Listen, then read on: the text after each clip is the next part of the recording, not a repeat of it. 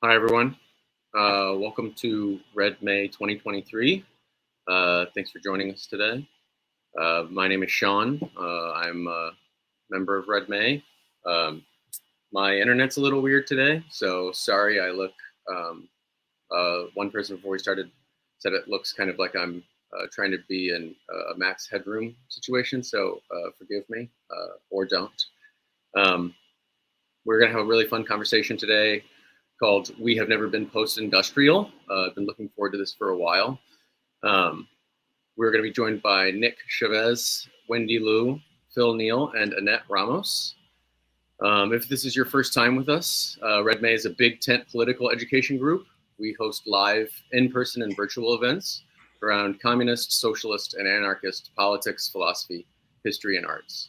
You can check out more of our May programming at redmayseattle.org. And you can find lots of our previous engagements over at our YouTube channel, which is Red May TV, which we are live streaming from now. And if you like what you hear and you want to support us, you can subscribe to us on Patreon at patreon.com/redmayseattle. Before we get started, let me run through some of the events that we have coming up this week. This Wednesday at 7:30 p.m., we are coordinating with a local theater in Seattle, Beacon Cinema, for a sort of larger May series that they're doing called A Course for the Revolution. And this Wednesday at 7:30, they'll be hosting Kanasatake, 270 Years of Resistance. On Friday at Vermilion in Seattle, we are going to have a sort of in-person conversation discussion, just in a wider group on work, our experiences at work, for better or worse. And it will be hosted by Michael Hart and Kathy Weeks. And it's called Perverse Attachments, The Pleasure of Work. Again, that's at Vermilion at 5 p.m. on Friday, May 19th. On Saturday at 1 p.m., Cordelia Belton is going to join us and work out some sections of some stuff she's been working on with the new book. And this is called Values, Judgments, Normativity, and Communist Practical Reason. And again, that's Saturday, May 20th at 1 p.m. On Sunday at 11 a.m., we have Lise Vogel's Marxism and the Oppression of Women at 40. And for that, we'll be joined by Kirsten Monroe, Cinzia Aruzza, Paula Varela, Melda Yaman, and Sue Ferguson. And again, that's Sunday, May 21st at 11 a.m. And then finally, Sunday afternoon, we have Capital's Zone Defense with Quinn Slobodian, Dara Orenstein, and Malcolm Harris. And that'll be at 3 p.m. Pacific time, right? Yeah. Anyway, let's get started. This is We Have Never Been Post-Industrial. Joining us today, we have Nick Chavez. Nick is a mechanical engineer. He has working experience in R&D, product development, and manufacturing across several industries. Nick writes about engineering, communism, and the relationship between the two. We have Wendy Liu. Wendy is a writer living in San Francisco. She's the author of Abolish Silicon Valley, How to Liberate Technology from Capitalism, a memoir manifesto published by Repeater Books. She's currently working on a novel. We have Anette Ramos. Anette is a bioscientist with experience in R&D and health analytics. Her concentrations in relation to communism include U.S. health policy, the migrant worker struggle, and anti-imperialism in the global south. And finally, we're joined by Phil Neel. Phil Neel is a communist geographer based in the Pacific Northwest. He researches the formation and restructuring of industrial territories and related transformations in the cadence and character of class struggle. They are all going to do some talking and engaging together. There'll be some discussion, and then we will have some time at the end for Q&A. And with that, I'm going to hand things over to Nick. Hello, everybody, and thank you, Red May, for having us all. I'm really looking forward to this. So I've prepared some opening remarks. I'm just going to go ahead and read them, and then it'll segue us into a nice, fun conversation between the four of us. So we live in a post-industrial era, the common North American narrative goes. Our magnificent first world economies have transcended the industrial grit and grime of an earlier, more primitive age. Gone are the factories, as well as the once seemingly ubiquitous factory job. Through the superior merit of our Western culture, we have transitioned into a society where we can focus on more refined pursuits. Silicon Valley and Wall Street are two poles of an axis around which our meritocracy revolves. Be smart and grind hard enough, and you too can work a cushy job in finance, develop a revolutionary app, or otherwise be some sort of sought after creative. Making tangible goods is beneath us. We don't do that anymore. We are benevolent enough to let the developing countries manufacture everything so that they can maybe, one day, catch up to us. None of this is true, of course. We have never been post-industrial. Modern technology makes industrial capacity and ubiquity of manufacturing goods higher than ever. The production of commodities is the fundamental engine of global capitalism, despite its obfuscation in our cultural imaginary. Industrial capacity in many of the advanced economies actually remains extremely high, with large industrial zones and sophisticated factories sitting just a few miles outside the downtown skylines where this supposedly post-industrial economy is headquartered. This narrative of a post-industrial transcendence would not resonate if it did not contain a kernel of truth, though. A smaller and smaller share of the world proletariat performs productive labor. The global working class body is deindustrializing, while actual industrial output remains astronomical. Here in the USA, it is easy to explain this through offshoring, and that certainly is an important part of the equation, but it is far from the whole story. Such a deindustrialization has been underway globally for a while, albeit with regionally distinct characteristics. Employment numbers in newer industrial territorial complexes in Southeast Asia, East Africa, Central America, and elsewhere do not come anywhere close to making up for the amount of industrial jobs shed by more developed countries, including those in the increasingly deindustrialized East Asian workforces. So where are these jobs going? What is the composition of the global workforce? Where is the technical expertise concentrated? As communists, what does this mean for us? The industrial worker has played a protagonist role in the communist imaginary of earlier eras, and for good reason. To dismantle our present mode of production, capitalism, and restructure it in a planned fashion in service of general human well-being, as communists aim to do, it is critical to understand such production at a fundamental technical level. Nobody is better equipped with this knowledge than the workers that perform this productive activity for a living. While the demographic constituency of historical communism has been far more diverse than this mythos may imply, it taps into the fundamental fact that technical expertise is absolutely critical and necessary for the success of communism over capitalism. The deindustrialization of the global workforce, even in the face of historically unprecedented industrial output, thus poses a challenge for communists. This tendency towards a deindustrialization of the proletariat is innate to the logic of capitalism. It is an unavoidable outgrowth of capital's tendency towards automation and overproduction. This problem, the composition problem, requires communists to find a way to harness the technical expertise concentrated in an ever-shrinking proportion of the global proletariat. Like good communists, it is important for us to understand the composition problem as something intimate that can also be grappled with in the first person. All practice must be done with the big picture in mind, and the big picture used to inform the practice. As such, I now want to turn this over to my brilliant fellow panelists with the following question. How do we, as communists, overcome the composition problem?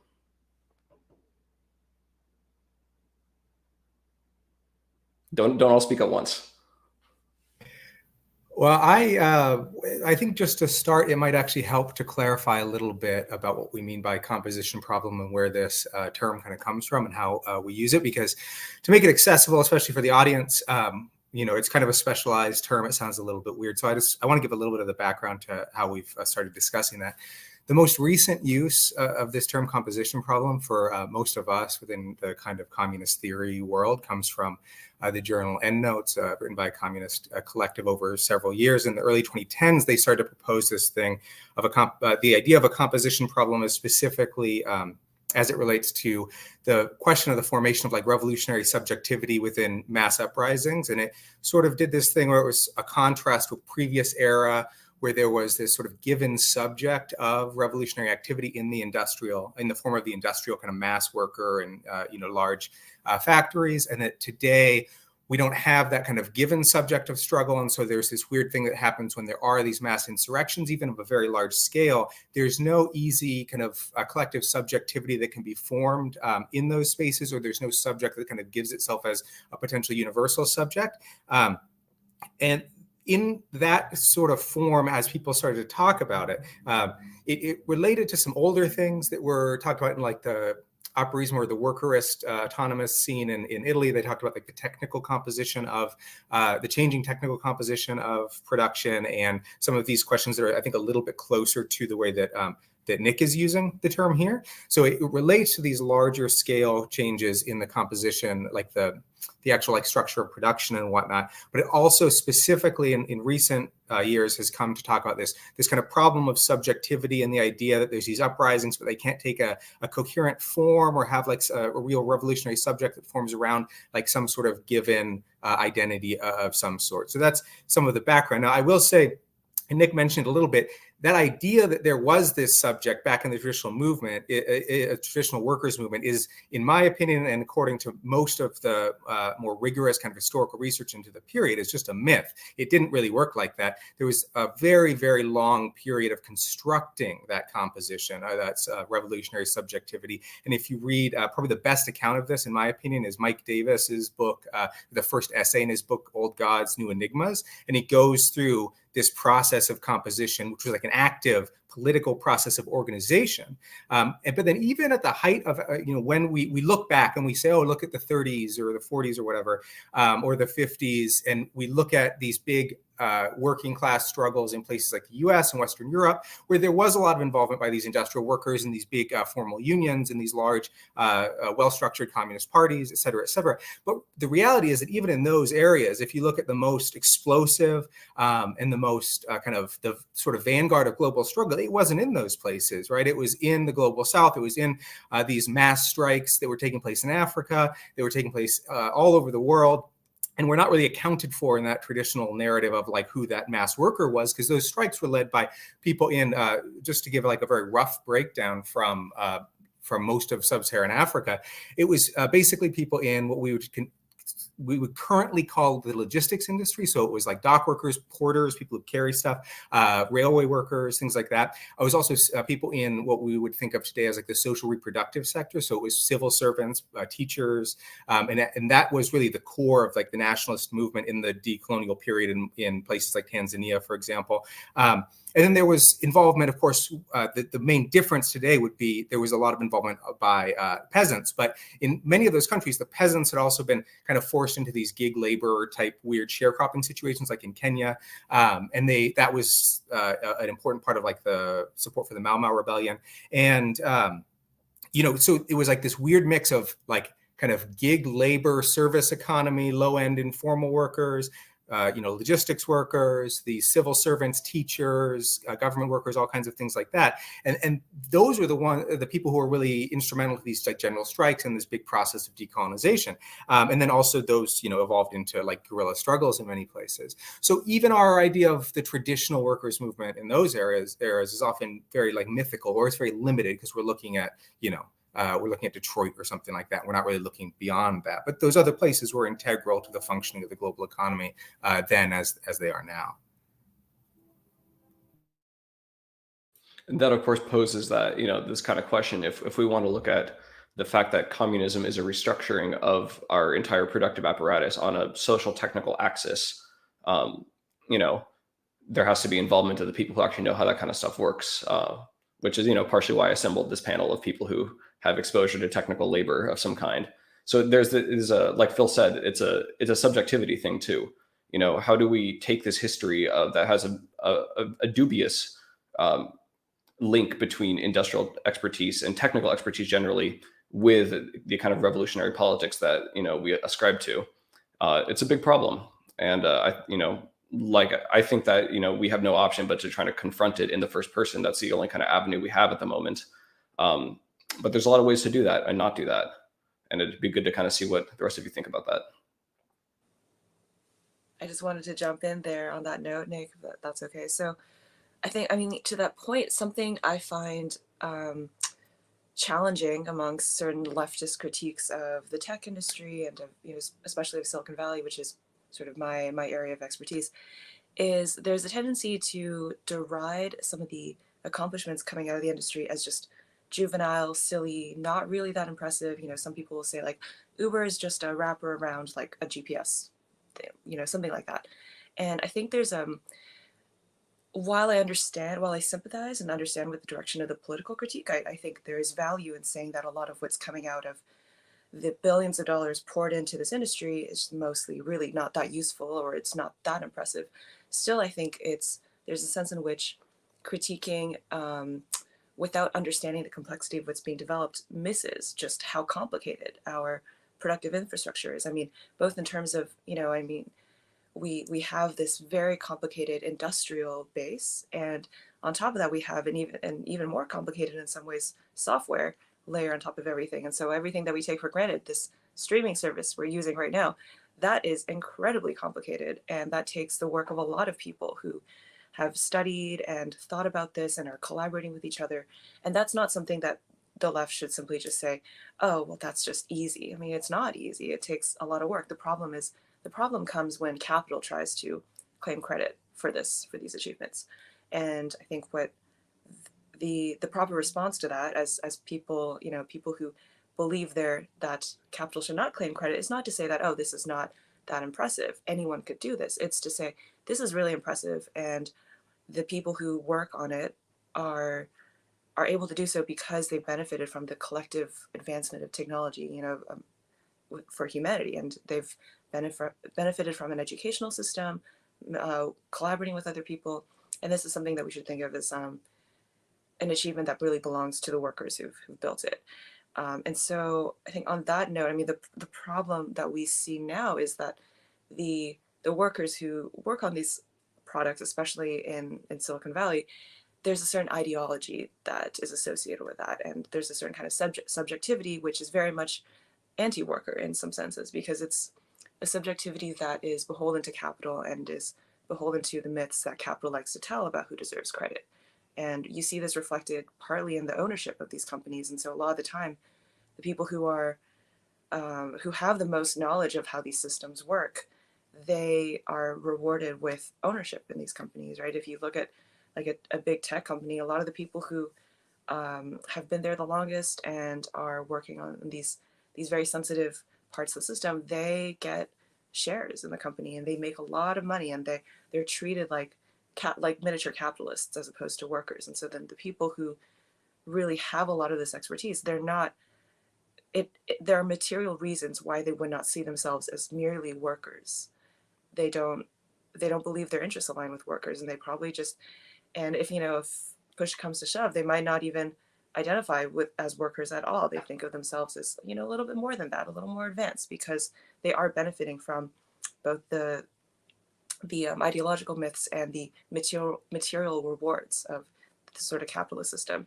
I think that is a huge problem, and that poses challenges for any efforts to organize the industry, but also just efforts to get people to see themselves as part of a larger tradition of just human beings building things together for all of us, and as getting them to break out of this myth that capitalism has essentially just this like story that capitalism has been telling all along about who deserves the credit for when a piece of technology is built. If a streaming service, if this like video conferencing software is built, who deserves the credit? Oh, it's Zoom, or it's some other company. It's the venture capitalists, it's the investors.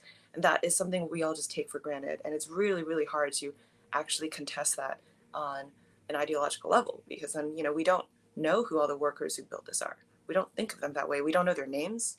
We don't know how the hours they put in. We don't know what challenges they had to overcome to build it. We just know the name of the brand, maybe the name of the founder of the company. I think that is something that is sort of encoded in our cultural DNA at this point, and that does pose huge challenges for getting us to think about how do we treat the technology, the achievements that as a society we've come up with, how do we treat that as something that belongs to workers collectively, and not simply the capitalists who've emblazoned their names all over this stuff.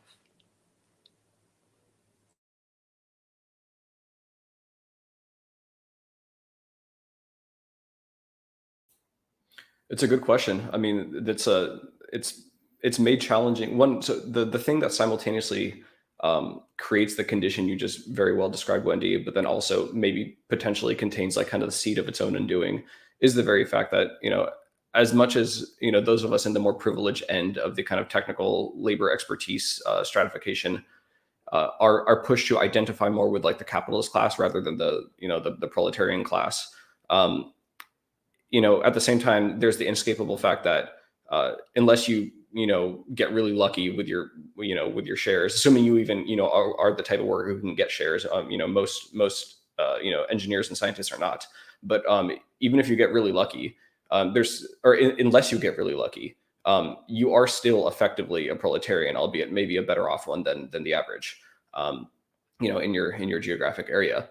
And so there's this kind of tension between like the work we do is very much, the work we do as engineers and scientists. And, there's obviously going to be characteristic differences between those two. Annette, you're probably more equipped to speak on that than me. But it's,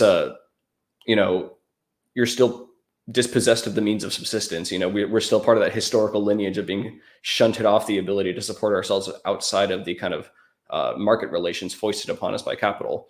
And so there's that tension. And some people kind of realize like, oh my God, like why am I identifying so hard with the capitalist class when at the end of the day, like I'm the one getting laid off and having my my salary frozen while they're the ones that get to get their golden parachutes and shit like that.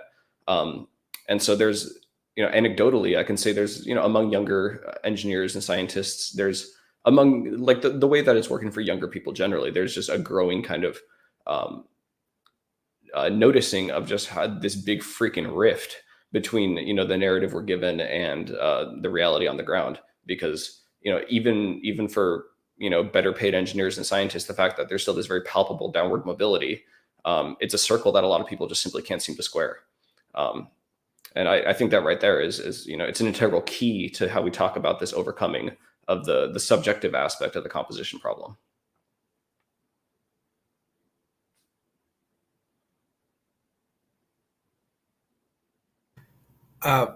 Just one thing that I think we could add to this, though, is, this discussion about like industrial workers and whatnot, and the proletariat versus the working class versus industrial workers specifically, right? So the proletariat is like this very general, very abstract category, and it's not a sociological category in the sense of like trying to figure out individuals' status of, is this an individual like a proletariat or are they a capitalist, right? And the reality is that we're in this large system that's for the most part kind of polar. Landlords are a little bit off to the side, but the idea is basically that there's this large spectrum that's been set up at the the highest social scale across the entire world, right?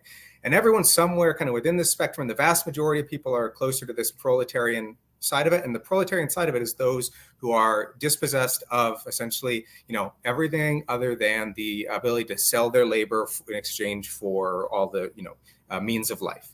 And now obviously many people are going to own a little bit of stuff, right? It's usually almost nothing. If you look, especially at the global scale, it's going to be very, very minimal. But you might own a little patch of land somewhere. You might own, a house even. You might have some investments. Someone who works at, just a regular service job is going to have some stupid little like investments or something on one of the little trading apps. And the point is just that those high level versions of class that we use are not really what we use at this political level of organizing, right? We're not saying, oh yeah, we need to look at industrial workers, right? Because we understand that the proletariat does this, right?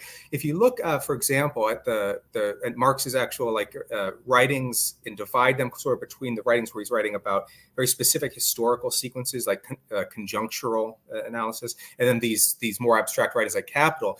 When he's writing these historical things, he doesn't really talk about it in these terms. He talks about these like much more granular categories. He's looking and he's saying, oh, these assholes who used to be aristocrats, but then they don't really have an income source anymore. So they hang out at all these like bars and they're sort of lumpenized in this funny way.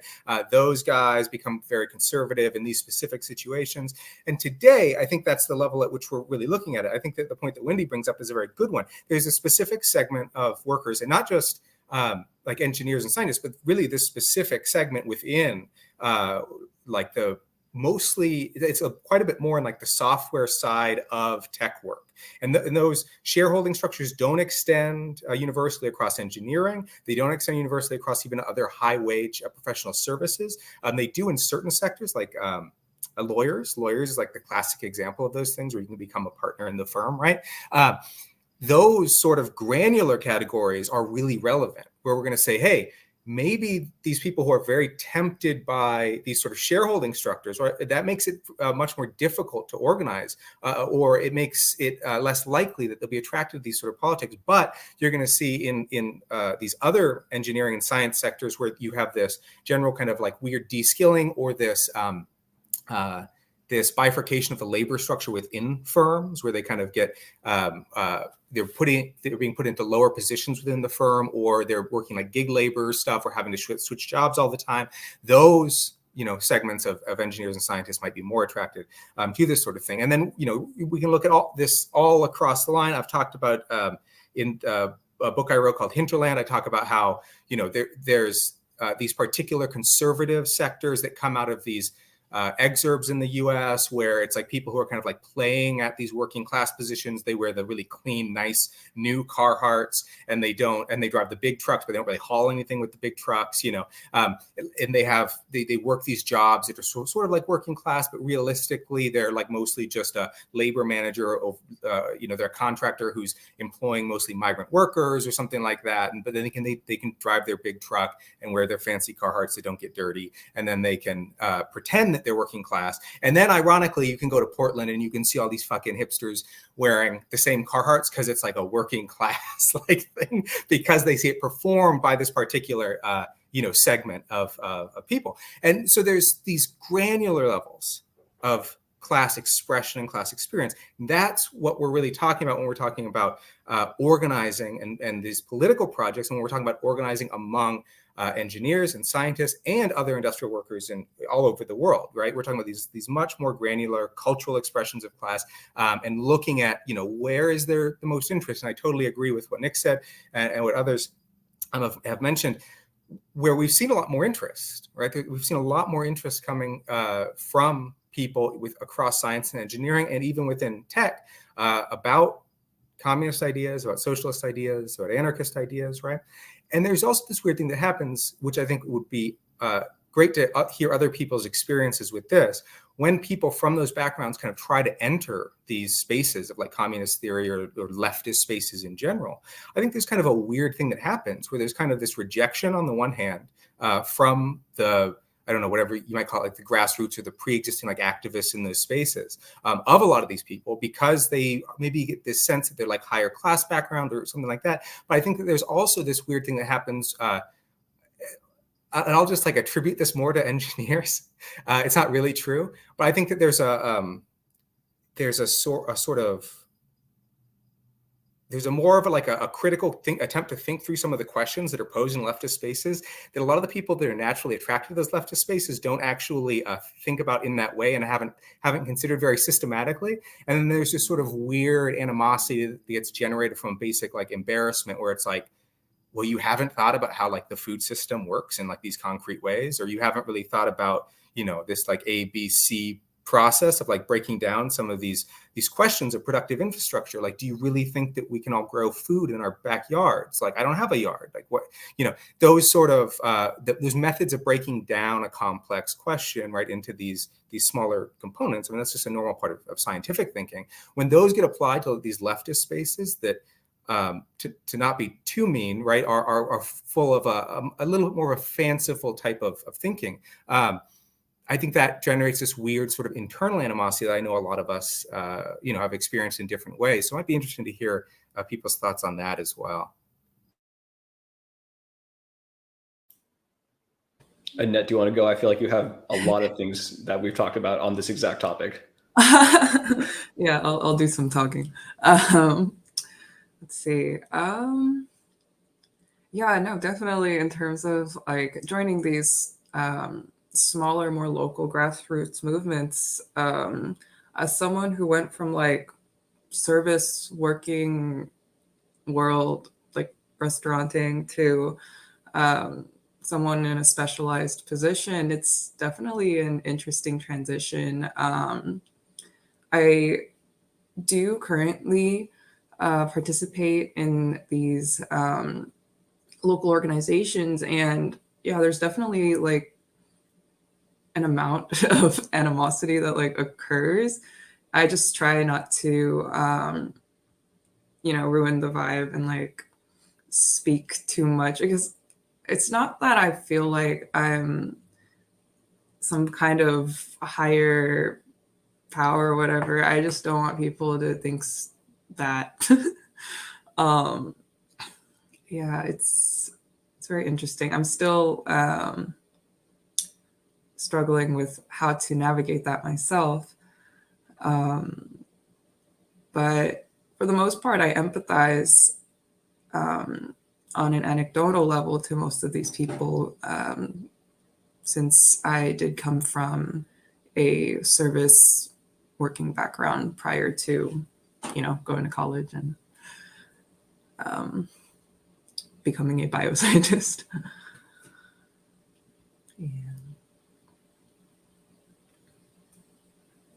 One thing that I think is worth pointing out is, and Phil kind of alluded to this earlier, is that there's, it's not that every single, tech professional or like, technical professional is going to have the same kind of experience. You have at the very top of the totem pole, you might have, the kind of Silicon Valley tech workers that Wendy described, and then, but there's, as you go like lower and lower in terms of like pay and status, like mechanical engineers almost never, that like I'm a mechanical engineer, people in my profession almost never get that kind of opportunity compared to like software engineers. But then even mechanical engineers are generally much more treated a lot better, I guess you could say, than in my experience, how I've seen bioscientists get treated. And so there's a lot of and then bioscientists are probably getting treated better than some other profession that manages to be de-skilled even further and have their labor bargaining much more curtailed for whatever kind of situationally contingent reasons.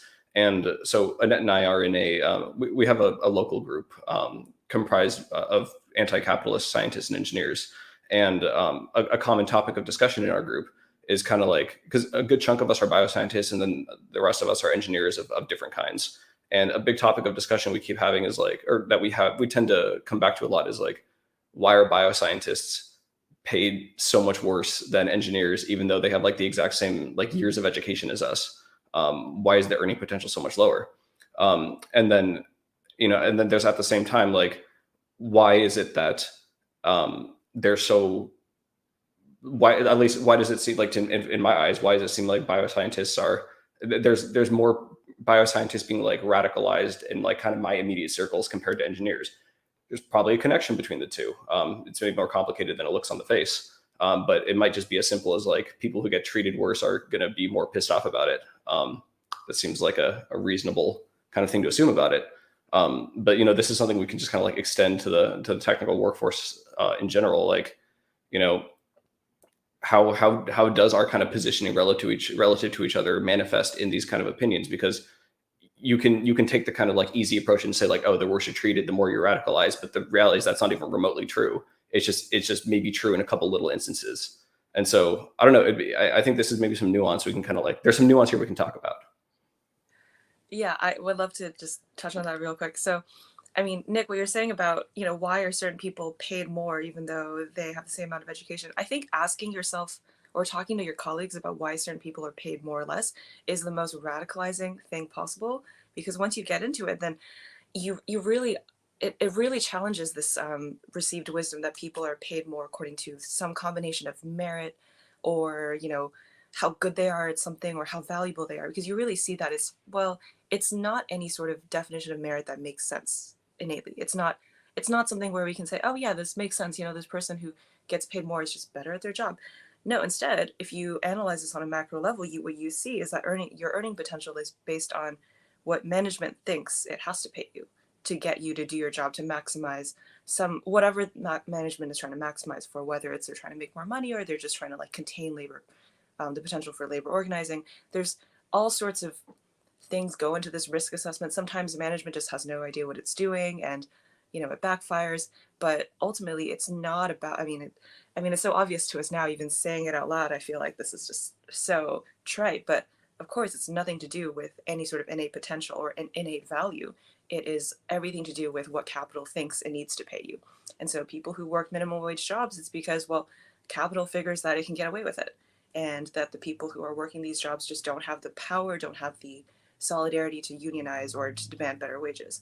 And for people who are being paid really, really well, it's because capital thinks like, well, I might as well pay these people more, be easier than trying to hire new people, and maybe they can do a good job. And there's a lot of wishful thinking there.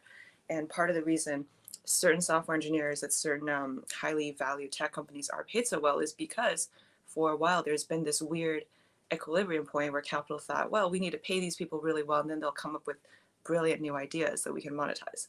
And so that is partly wishful thinking. Like there's a mix of superstition and risk assessment, running the numbers. It's a mix of all these things, and it's absolutely nothing to do with innate worth. And it's so important to reject that. And I think once people realize this, it's really, really hard to go back and believe in this idea of meritocracy and that money is distributed in a way that makes sense at all. And I think looking at, in particular, people who've benefited from the Silicon Valley boom, I think what's so interesting about the ideology that comes out of that is that, not everyone, of course, there are definitely people who have different backgrounds or are exposed to different ideas and who are more radical innately. But then there are people who, it's like the sports metaphor, being born on third base and thinking you hit a triple. It's like these people who graduated or entered the workforce during a low interest rate environment, and they happen to have some sort of like technical background, and they think that they're like gods because they know how to write JavaScript, and they're rewarded with millions of dollars. And I think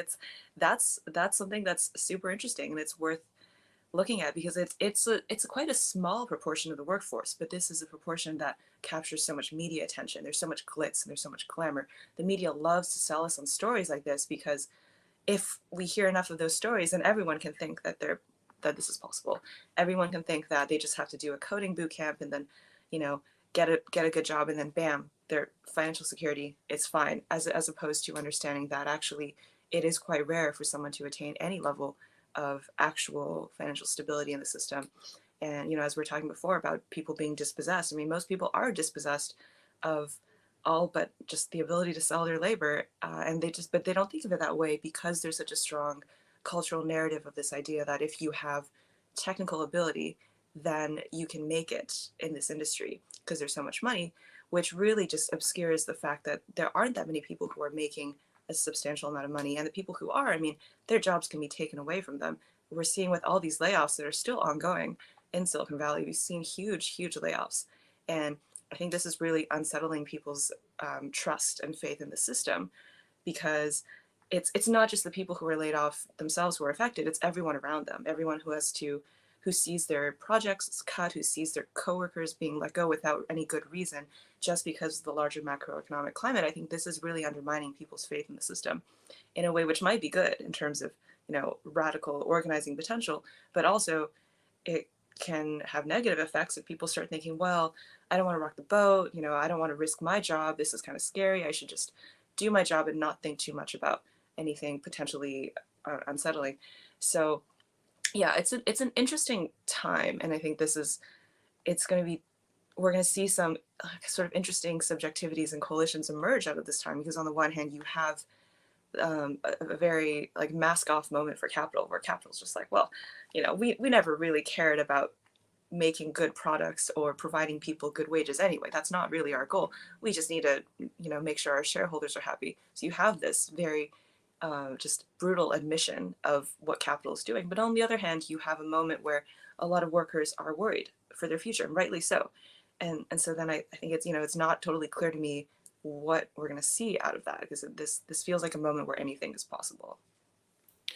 I want to quickly jump in before giving other people a chance to continue. But when we're talking about, who gets media attention for being kind of at the forefront of this kind of technical expertise ladder, I want to give a shout out to the undersung Chinese process engineers of China, not of the world. But yeah, because if we're talking about who, if we assume that the more talented you are, the better you'll get paid, that myth is completely immediately shattered by looking at, if you go to China, which, despite undergoing the same deindustrialization process that the rest of, the global workforce is on the whole going through, China still produces like an insane amount of the world's stuff.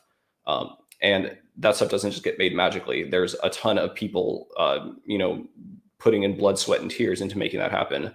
And, the highest concentration of manufacturing engineering, just raw sheer skill, know-how, and ability is in China, like hands down. Like it's not even a contest. Part of that's just that they have, like 1 point something billion people. So like that kind of skews the numbers, but like, the sheer density of manufacturing engineers there and process engineers. And like the fact that between all of them, they know how to make probably like literally anything.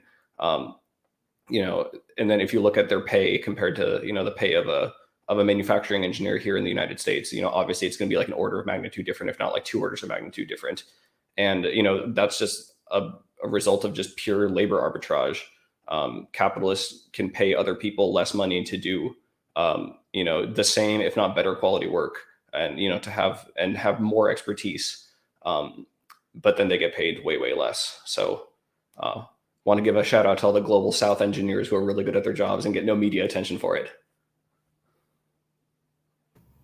To kind of add to that, because part of, Sean gave a little brief introduction, but part of the work that I kind of did formally when I was in grad school, and I don't know if someone has it, they can link the dissertation that I wrote about this, but I went and did a bunch of field work and interviews. I speak Chinese, and so I went and did a bunch of field work and interviews in the Pearl River Delta and the industrial zones of the Pearl River Delta, kind of at this peak level of industrialization, right as they were coming and beginning to deindustrialize, and factories were moving inland in China, and were also kind of moving overseas. And then to the second portion of my work, I learned Swahili, and I lived in Tanzania, and I did field work in Dar es Salaam, looking at one of these emerging industrial zones.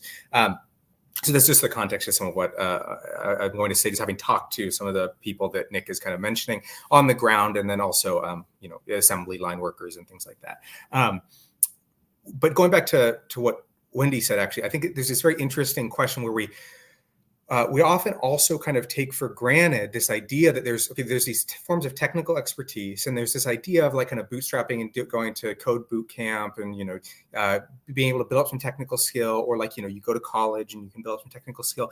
But I think a lot of us don't actually think about what the background to some of that, right? Where do these large social scale amenities of technical expertise come from? Where does technical expertise at this social scale emerge from? Like, how do we get technical experts, right? Where do these people actually concretely come from?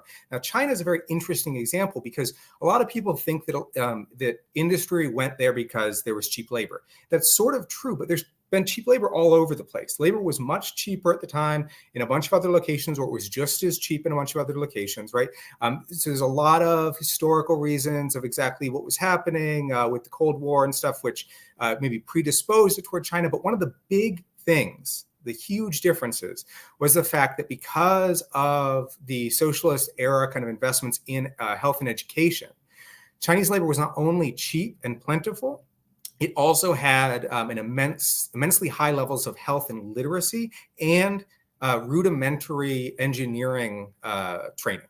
So a high level of like low end kind of engineering at the time, high levels of literacy, and then high levels of kind of health and just other kind of social services. A lot of the things were rolled back, right, through privatizations and the general marketization of the economy. But one of the things that has persisted in the process of industrialization has been a very intentional attempt to build up technical training systems, right? So the reason that you have all these engineers is because you have both this immense system of trade schools and this immense system of lower level engineering education within university systems. And then, so a lot of just public investment, right, in these sort of things. But public investment is often in China, it's not like just the state doing this stuff. It's actually this weird, complex process where there's a bunch of there's a bunch of financial investment into a certain area, and then local governments are attracting businesses to those areas. They're taking cuts of that, but they're also they're leveraging land values on global financial markets and within the Chinese kind of financial market. And those leveraged land values then become a form of debt that's used to finance these sort of schools. So it's not like the government just paying for this stuff. It's like this complex financial process. But it roots back to accumulation. It's fundamentally, it only happens if you have private investment coming in to have capital accumulation going on. So they're taking cuts of this to fund technical development. And then the other side of it, though, is there's huge amounts of technical training that goes on within firms. So a bunch of people learn enormous amount of technical skills, especially within lower level technical skills. They're learning those on the job through either specific in-job training programs, right? Or the firm sends them to a school to learn certain things. And then you get also just that normal, like every day, you're working under somebody and they're showing you how to do things, right? There's this kind of, especially within a higher level kind of tech stuff, there's a lot of that older style artisanal guild style transfer of knowledge that does also happen. So because industrialization was concentrated, like globally, was concentrated so much in East Asia, you had a huge movement of a lot of that that actual training infrastructure that occurs within the firm was also kind of located there. So you have on the one side this massive kind of social investment in those things, and on the other side you have this this actual process of industrialization, right? And that's become a huge focus. If you look at the increasing attention on industrial policy, like in the U.S., like under Biden, and Biden is really brings kind of the full manifestation of a lot of these Trump era policies of kind of trying to bring industry back, right? There's actually been some attempts to do that, but when you look at, and it's not, the prospects are not very good given just like high wage rates and all this other stuff. But when you look at the language, the discourse around it, Financial Times released this documentary series. It's really bad, but they go around and they interview a bunch of different people in different sectors trying to bring back manufacturing, right? And so that's kind of what makes it bad. The person who runs it is like really just kind of an idiot. Like they have all these very funny ideas about what caused offshoring in the first place, et cetera, et cetera. But they go and they interview all these like very folksy capitalists, right? Like this guy in Iowa who's like, oh, I don't like the big corporations. I just want to sell my corn on the market. And it's like, well, I mean, yeah, dude. But it's very funny because all those people, one of the things that they're talking about, like they go and they talk to these people who are trying to run like cotton spinning factories in the US. One of the things that they talk about consistently is like, oh, we've lost all these kind of skills and this kind of artisanal capacity where we train people up and we give them these good jobs, and they're not just like have this sense of fulfillment, but they also like have this growth in concrete like skills and stuff like that. So there is this kind of weird sense in these kind of right-wing narratives of bringing back industrial policy and reindustrializing the US that are part of global imperial conflict and all that. There is this weird sense that some of these capacities, this kind of like large scale production of like technical knowledge has sort of been lost in certain locations. But when we're talking about this, I really think we do want to think about like, where do people come from in general? Biologically, I'm sure that the biological scientists could tell us where people come from, but at the more general level, I want, we all think that we're individuals or whatever, which yeah, fine. We are, but the idea is behind that, so much of what we are and who we are is structured by these very large scale forces that are kind of, puppeting our lives and we have very little control over. And it's not that we don't have any control over it, right? Because we have influence over the social system that we're embedded in, but we do, live in a society. And that's like the fundamental thing. That's like the fundamental point of communist theory, is that we live in a society, right? And so we have some influence over that because we have positions within that society that can disrupt it, to influence it and veer it in different directions. But when we're talking about the production of technical labor, it's social, right? So we have to think about, where are people coming from? Like, why, why do we only have this many engineers? Like, it's not that hard to make them. Like, yeah, you have to try hard in school or whatever, but like, why do you try to get in these programs and there's like only so many slots? Like, what is the actual limit? In some fields, it is kind of like high tech, like super high level fields in like theoretical physics and stuff, right?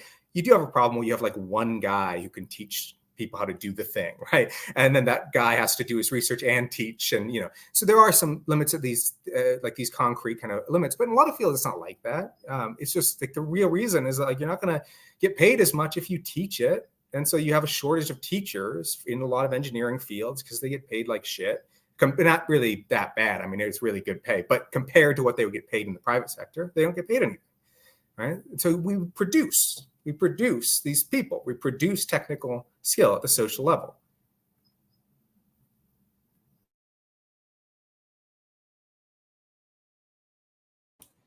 I think to add on to that, it's we can also look at, because I think if we kind of look at that exact dynamic of like, why do we have so few engineers here? It's compared to other places, a lot, it'd be easy to assume that we also don't produce much here in the United States, like, oh, all the factories went away to China or whatever. And then, everyone here, works in graphic design, teaching, eat hot chip, and lie. That's like the four professions here. But then, the reality is, if you go to any kind of like industrial zone in the US, we're producing a ton of crap still. Like, and it's just that because labor arbitrage has moved a lot of the kind of more inexpensive labor offshore. You need fewer engineers and like, of course, fewer hands-on operators and technicians here stateside. But then we have these really high levels of automations for the stuff that capitalists couldn't offshore, or it wasn't very profitable for them to do so for a variety of reasons. There's still huge industrial capacity here. Like, it depends what city you're in. Some cities have like basically none. But most major cities in the United States or North America generally, and I think the same is true in Europe, if I'm not mistaken. But there's still lots of factories and lots of stuff gets made, and oftentimes it's not like it's like a factory is not something where like a bunch of raw materials come in and then you get like full iPhones out the other side or whatever. The reality is that like global supply chains have really fractalized this production process, where you have you'll have factories where like you have sub-assembly, like one very tiny sub-assembly come out of it. And then there's like 30 other factories, each producing, the 29 other tiny sub-assemblies. And then they all get joined together in this other factory into like one bigger sub-assembly. And then each one of those big sub-assemblies comes together with a couple sub-assemblies from other factories, each with their own like huge web of subcontractors. And then the final assembly may like happen here in the United States. And you get your completed like tractor or whatever the hell it is. And it's funny because a lot of goods that say like made in the USA, they're literally like 98% made not in the USA. And then they're like someone like tightens a couple bolts like here in the US, and then like boom, like the thing is made here in the United States. It got completed here. And so there's like when we talk about this kind of this kind of technical expertise core of communism, of like of restructuring productive capacity. I think a lot of bringing this back to kind of what you asked earlier, Phil, about like, a left that is comprised of largely non-technical people. There's this kind of, I feel like there's almost this kind of notion among like people without technical training that like, all production actually happens offshore anyway. So like for us here in the imperial core of capitalism, we don't really have a responsibility to think about it because there's nothing we can do about it anyway, because like nothing gets made here. Like we're just like the financial center of the world. And maybe that's true if you live in like, I was going to say Switzerland, but actually they have a lot of factories there now that I think about it. So like, I mean, the reality is that like, if you literally just walk like 20 minutes that way, and I say that like that applies to like a lot of parts of, any city, you'll find a factory or like a warehouse that's like, that's like shipping manufactured goods around or whatever. Like there's like this entire industrial economy never actually like went anywhere. It just like changed shape. And it's like literally under our noses. Like like strip malls and stuff like that. You'd be surprised how much like behind the strip mall there's like warehouses, and what's in the warehouses you have like a machine shop or whatever, and they're just like everywhere. And so I think that plays a big role on the kind of subjective character of the left in the United States, because they just assume that like the only real thing that you can do here is like wave signs around in like downtown, or like go in front of some government building and like shout things. And it's like, no, like there's like the actual like conduits of industrial power like run through like your neighborhood really. You just have to like look a little closer, but they're there. I feel like there's this kind of shared delusion that capitalism kind of thrives under, where we just like forget those things are here and they exist. as especially as technical workers, because like what was said before, we don't really pay much mind to the production of things, even though it's right under our noses. And I forgot where I was going with this. I'm so sorry. But it's, how you say, with a, oh shoot, totally lost my train of thought. So sorry. I'll just stop now. That's okay. Well, Wendy, I'm kind of curious. I want to hear from you a bit on this because, you know, in the software engineering world, software is, as we've discussed before, like so abstracted from the actual, like, you know, like literal nuts and bolts and gears of our world industrial system. And I think a lot of software engineers are, you know, they're like aware of the kind of physical infrastructure of like data centers and like undersea cables and all that kind of stuff. But it's not something they ever really have to interact with because that's what like electrical engineers are for. And so, but at the same time, you know, as you pointed out earlier, this kind of like software aether realm that kind of like hovers over all of our like technical, you know, crust of the earth stuff is absurdly complicated, and the people that make it run have very admirable impressive skills. How do you like, but then it, like I said, it's so like divorced from the actual like physical aspect. Like how does that kind of manifest with software engineers? Because I, like, you know, I'm a mechanical engineer. I'm used to like, you know, people who are just used to seeing this kind of stuff. Yeah, no, that's a great question. And I think the problem is that sometimes, so let's say as a software engineer, you're given a task and you're told to solve this problem, and then you get really lost in the machine. You get lost in the, you know, the sort of the problem space, and you're thinking about it, and then you get to the point where you're able to figure it out. And there's something magical that happens when you're given this problem and you believe it's something you can solve, and then you solve it. And if you're able to scale it out and is able to be part of a business or something, then it's even more magical. And on the one hand, that's really cool. It's a cool feeling. It's a really nice feeling. On the other hand, it's a little bit intoxicating. And I mean intoxicating in kind of the both senses of the word, where on the one hand, it's a great feeling. It's wonderful. You feel really happy, but also it's a little bit delusional because it makes you think that you did this all by yourself, that you are all powerful. And then it's just your brilliant code or whatever system you set up that enables it. And you forget all the underpinnings underneath, all the work that had to be done by all the people. Yes, the undersea cables, the nuts and bolts, the machinery, yes, there's that, but also just all the software libraries that you rely on, all the different little bits of this like complicated system. Any piece of software is a very complicated system that rests on many other layers of work done by other people. Sometimes that work is made available to the world as open source software, and you know, the people aren't even paid. Maybe they just release it for free, just for fun. Maybe it's released by some other company or something. I mean, it's all the software comes from everywhere, and there's no credit. And so you can build something really complicated and you think, oh, this was just me, I just did this by myself. Well, you're relying on all of this labor, the sort of like dead labor, accumulated labor of all these other people, and you don't really think about it. And I think there's a trap there where if you let yourself get intoxicated by this feeling of power of being able to command a machine, you can think, oh, I'm invincible, I'm a god, I deserve $1 billion.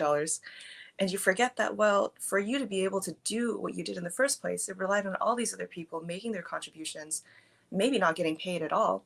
And that's not something you can really just brush away. And I think any good political vision worth its salt has to take account of the fact that anything produced in the system relies on the work of all these other people. And it is a mistake. It is a horrific mistake to think that, you know, you yourself did anything, are the reason this worked. Because you really, you know, it's like, it's cool if you build something amazing, great, take pride in that. Don't forget that you were only able to do it because of all these other people. And I think this is the problem with this sort of ideology, is that it's one that is enshrined in the material structure of the economy on the one hand, right? Because you have these companies that are built on just a little bit of intellectual property, and maybe like they have a good logo, they have a good brand name, they have you know, like they own a domain name or something, and they have some software that's really impressive,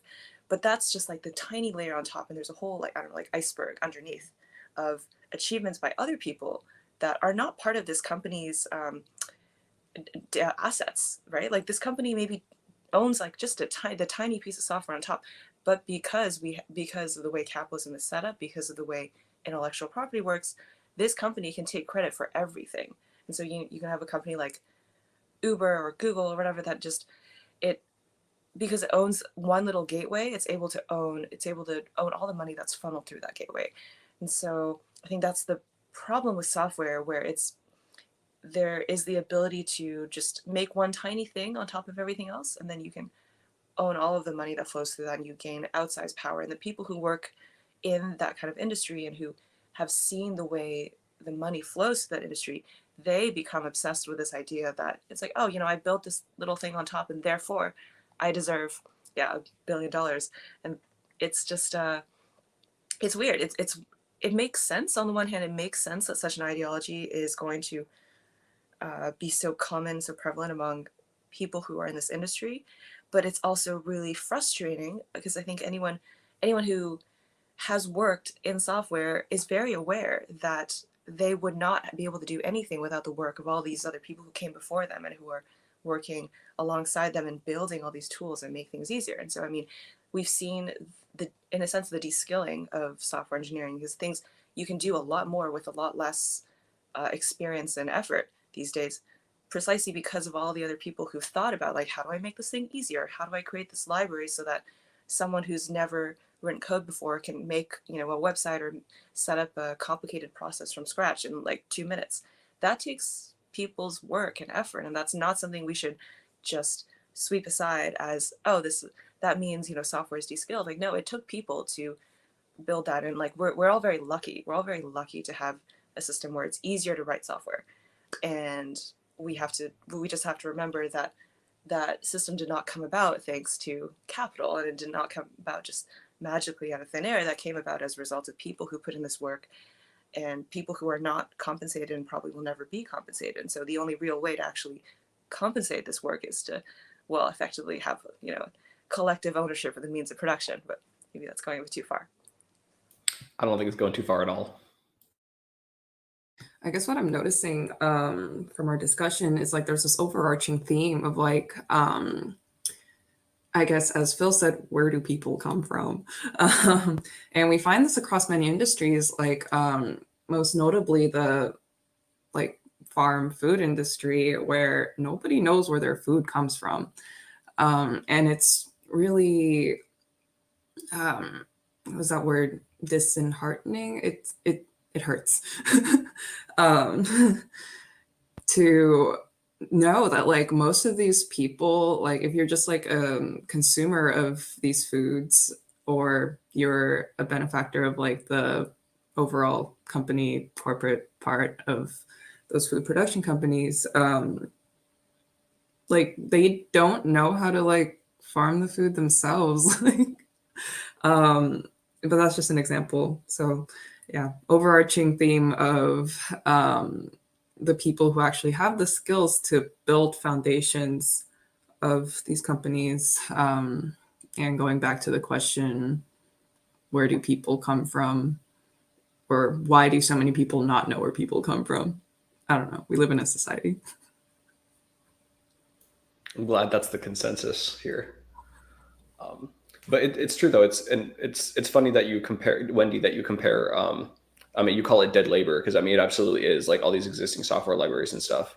I mean, it's obviously that's like, you know, I mean, Marx's original usage of the term was with, you know, more kind of traditional industry, but like that same kind of attitude you just described is like very common in you know, more kind of classical engineering that deals more with like hardware based stuff. And it's funny watching, or if you know, if you're a mechanical engineer and then you're talking to like, you know, the 60-year-old like ancient engineer in the office who's been doing this forever. I say he because it's almost always a guy, because it's a very sexist profession. But you know, he'll always be like, oh, back in my day, you know, we didn't have all these fancy, you know, like you know, 3D CAD programs on computers. You know, we had to draw all of our, you know, machined parts like 2D isometric views like on like physical paper. There was, there wasn't companies just making these like certain like if you're an electrical engineer, there's like a whole like huge amount, like whole world of microelectronic components that you can just buy like little pre-made chips and you just slot them right onto your circuit board, and then someone paid way less than you will solder it together, and then boom.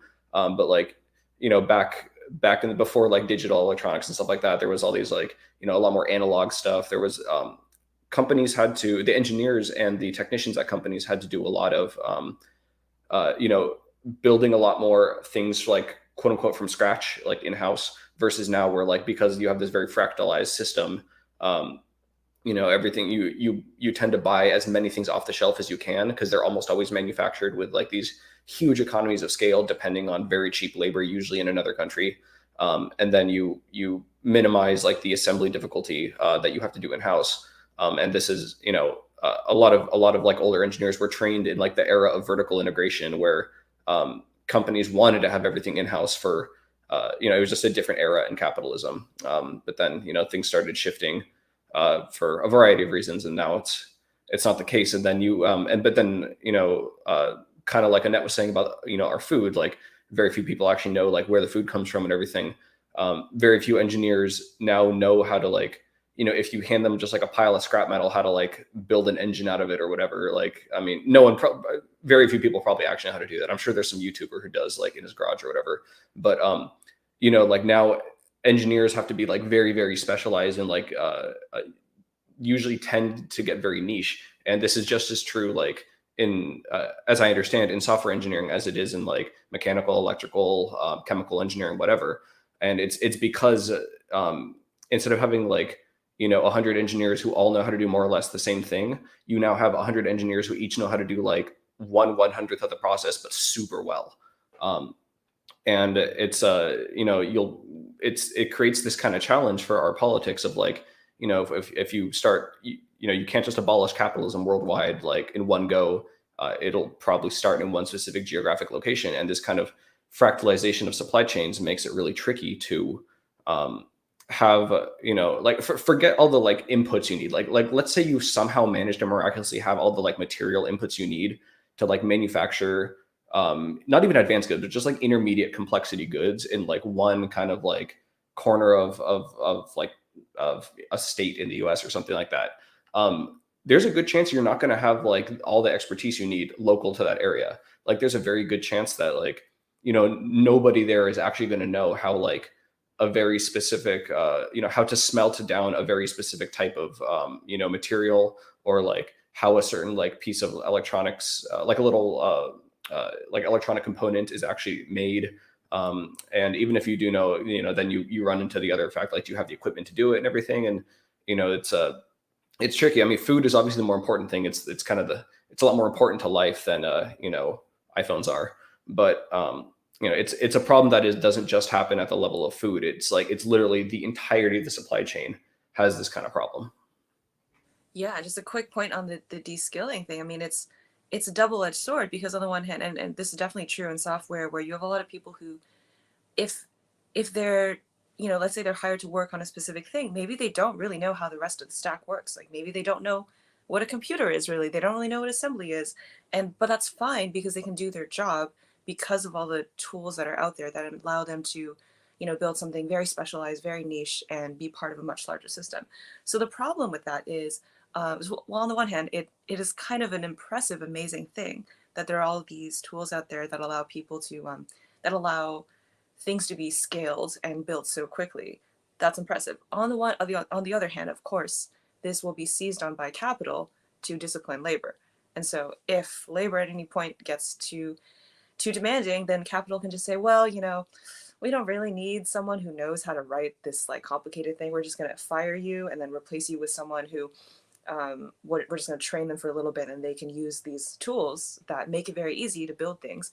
And so it's a really horrifying thing, because the products of all these people who are very specialized and think and are like very talented technicians, they're building all these tools that are just going to be used by capital to discipline themselves and their class, right? Because it's like, as there are more things that make it easier for someone to build an app, build a website, build something, then these tools also make it easier for capital to recruit people at a lower cost and not pay them or treat them as well. And that's not really anything that we can just solve, right? Because it's, on the one hand, this is sort of a natural thing, and these tools will be built and they will be useful and they will make it easier for certain people to break into the industry, which is probably a good thing in some ways.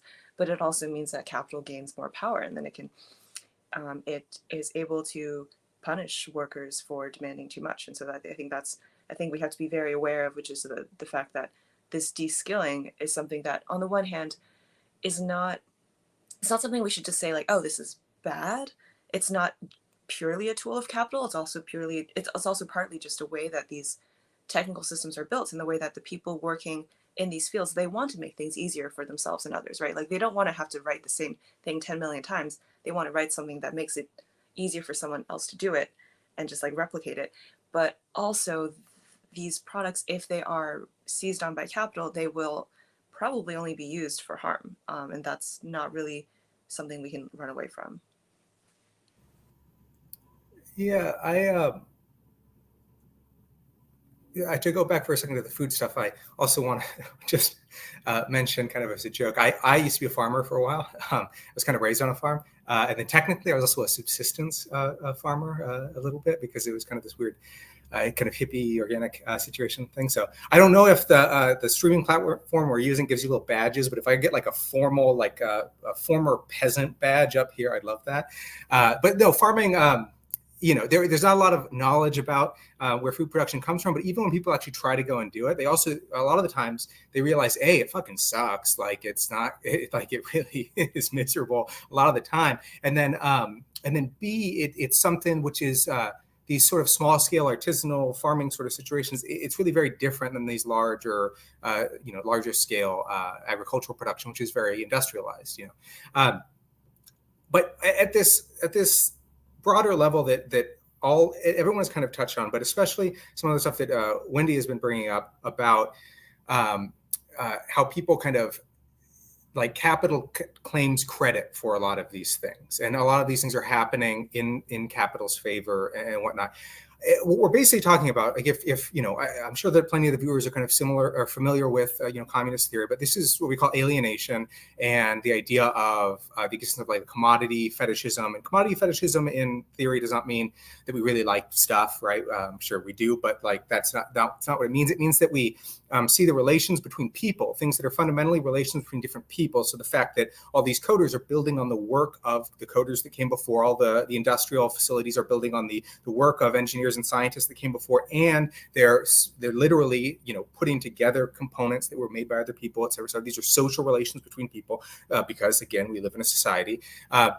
When you're doing that, right, it's kind of disguising those social relations behind the image of the commodity itself, or this individual investment in my own job, saying, well, I could choose this job or I could choose this job. I invested in my education, so I got to this level. And then capital is also claiming the credit for things, because it's saying, well, look, we gave the investment funds to make any of this possible. Now, we very, very frequently, people on the left very frequently take these narratives and just say, oh, well, that's sort of false. And so we're going to look at like the real stuff that's going on beneath, these real social relations, the workers who really make it possible. But that's, if you read Marx, it's not that simple. What he's saying is that these alienated appearances, they are also real. So it's not, there's all these kind of right-wing narratives, right, that we dismiss as just these fantasies, like, I'm going to invest in my education. I can choose to leave this job if I don't like it and go somewhere else. And that's maybe not true for a lot of people in specific situations. But at this broader level, there's, at their own kind of level of truth, those things are real. Like, people do these things. They have individual agency within these limits, right?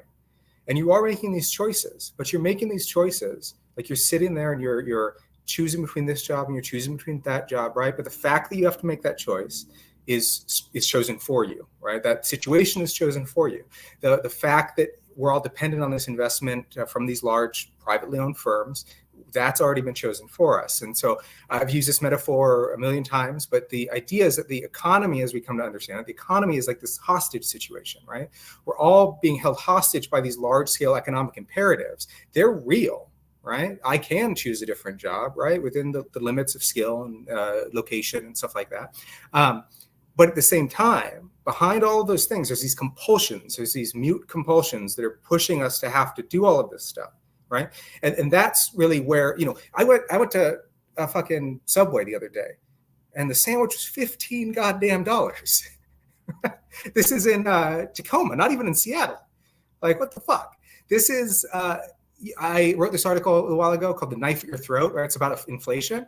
And that's really what that is, right? You have this idea that, like, I have to buy this goddamn sandwich for $15.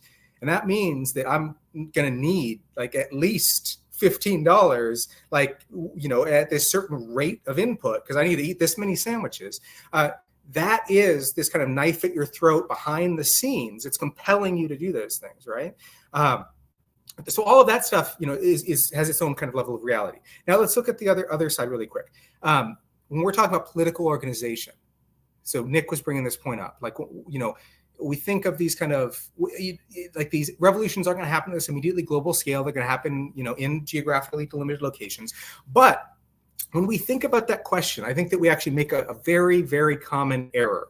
And that common error is to imagine these sort of situations emerging out of the society as it exists right now, and specifically emerging out of situations where our own the political capacity of, like, communist organizations is kind of what it is right now, which is very minimal, right? And we have very little organizational capacity, especially within these industrial settings, within these technical skills, but also just, like, at all, right?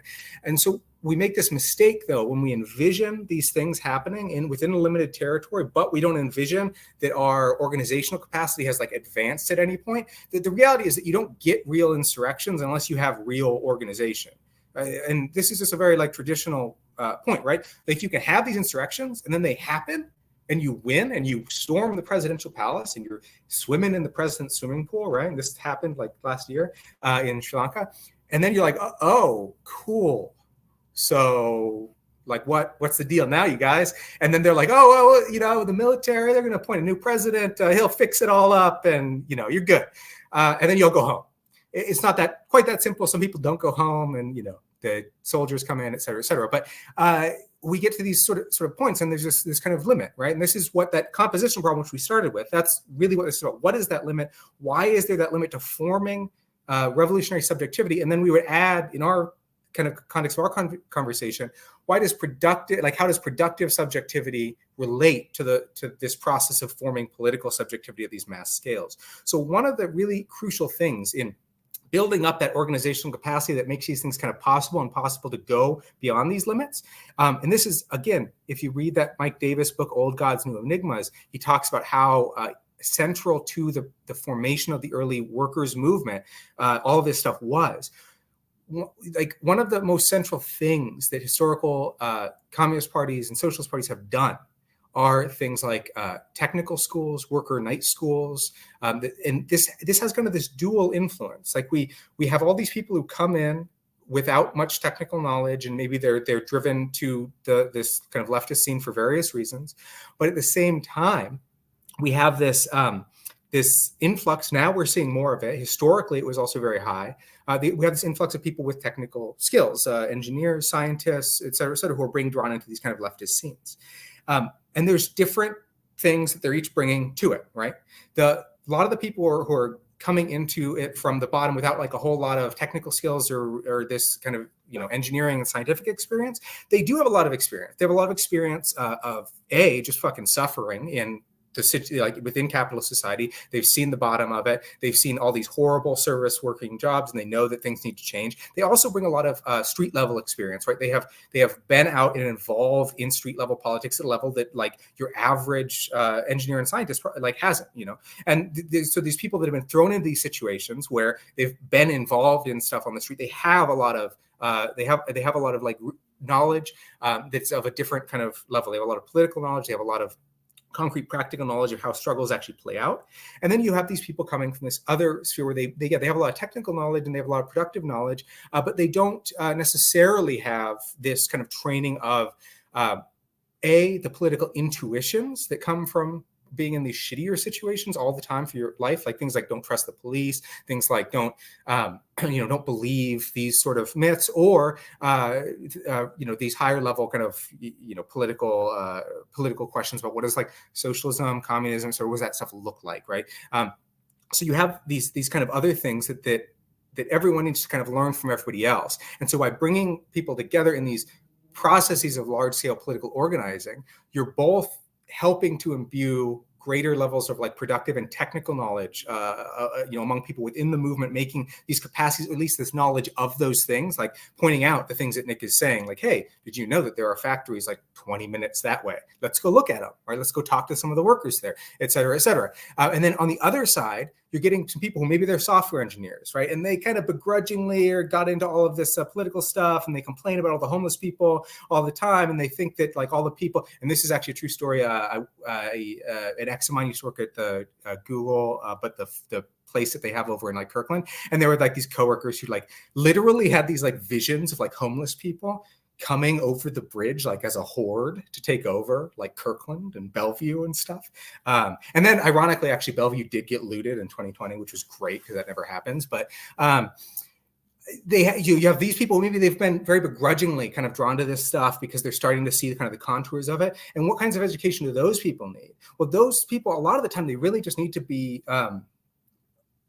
well, this is kind of sounds a little bit mean, and I mean it literally, but I'll explain in a little bit more detail. But they kind of need to have the shit beaten out of them.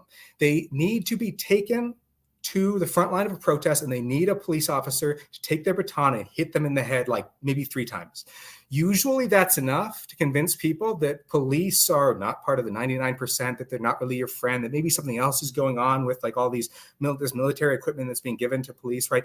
In general, the fundamental principle of communist organizing, communist education is the basic axiom that knowledge enters through the skin, right? That practical experience with things generates a greater awareness of the way that these things work, kind of behind the veil of these illusions of negotiating for a higher wage and all of that stuff, right? This veil, this alienated appearance of society. The only way you break through that alienated appearance of society is through hands-on, like iterative learning that's very physical often, right? And that involves political learning in the street, in these confrontations, in these situations where you have, large-scale industrial conflict, and you have to negotiate at this collective level with other people within your sector. And then you have to think, well, wait, there's also janitors that work here. Should we include them in our strike? There's also, these other people, this other factory that give an input. Should we tell them about this, et cetera, et cetera? Those practical things,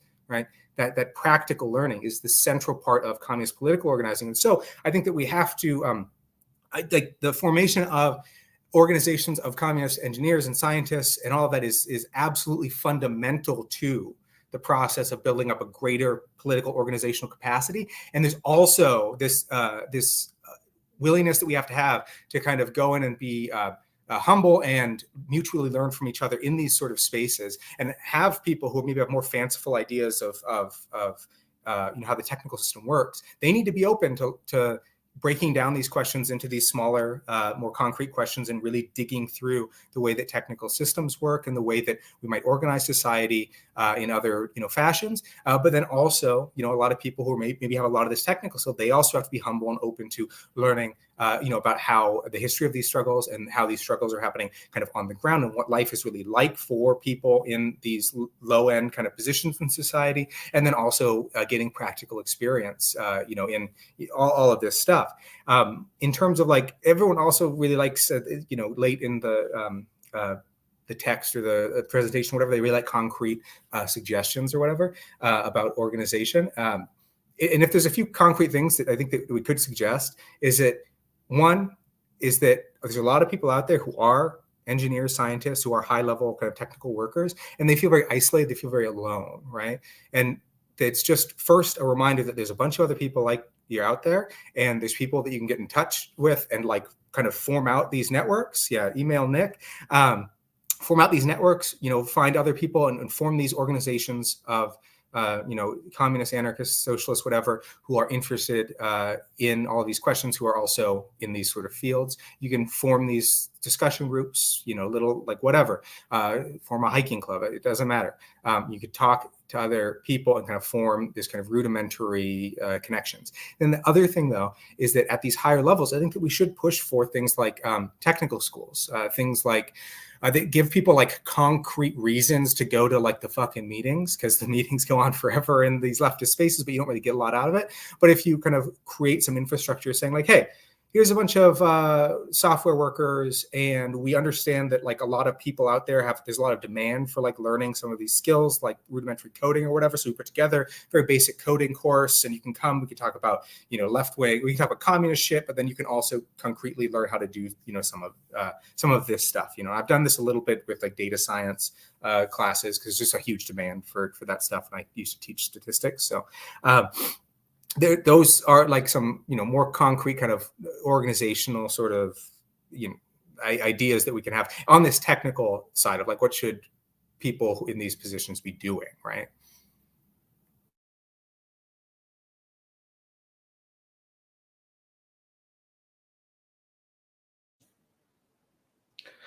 I think that was all really well put. Thank you, Phil. I'm seeing here in the private chat, we have a bunch of the Q&A questions starting to pile up. Do we want to get to that now? What do you guys think? Sean and Mahim, should we start the Q&A now, or should we kind of keep blabbing for a bit? Yes. Okay, cool. So I'll take the first one because it has my name on it. So the question says, Nick, elsewhere you've compared low mix, high volume and high mix, low volume manufacturing. Could you talk about that a bit in relation to this conversation today? And that if anyone else has anything relevant to add, they can do that as well. So yeah, that's directly relevant to a lot of this. So for those who have not read my essay, Technical Expertise and Communist Production, published in the Brooklyn Rail, please read it first off. But secondly, a super quick summary of these concepts. So when you're manufacturing stuff, there's kind of, you can usually consider a given manufacturing line to be either low mix, high volume, or high mix, low volume. And it's pretty much exactly how it sounds. The volume are you producing a low volume of things or a high volume of things? And then mix is like the diversity of, parts coming out of there. So mass manufacturing, as it's kind of commonly understood in like kind of the public imaginary, is almost always going to be low mix, high volume, because you're producing a small variety of things. Like you're producing basically like the same thing like over and over and over again, or like a very small, like very related family of components or assemblies.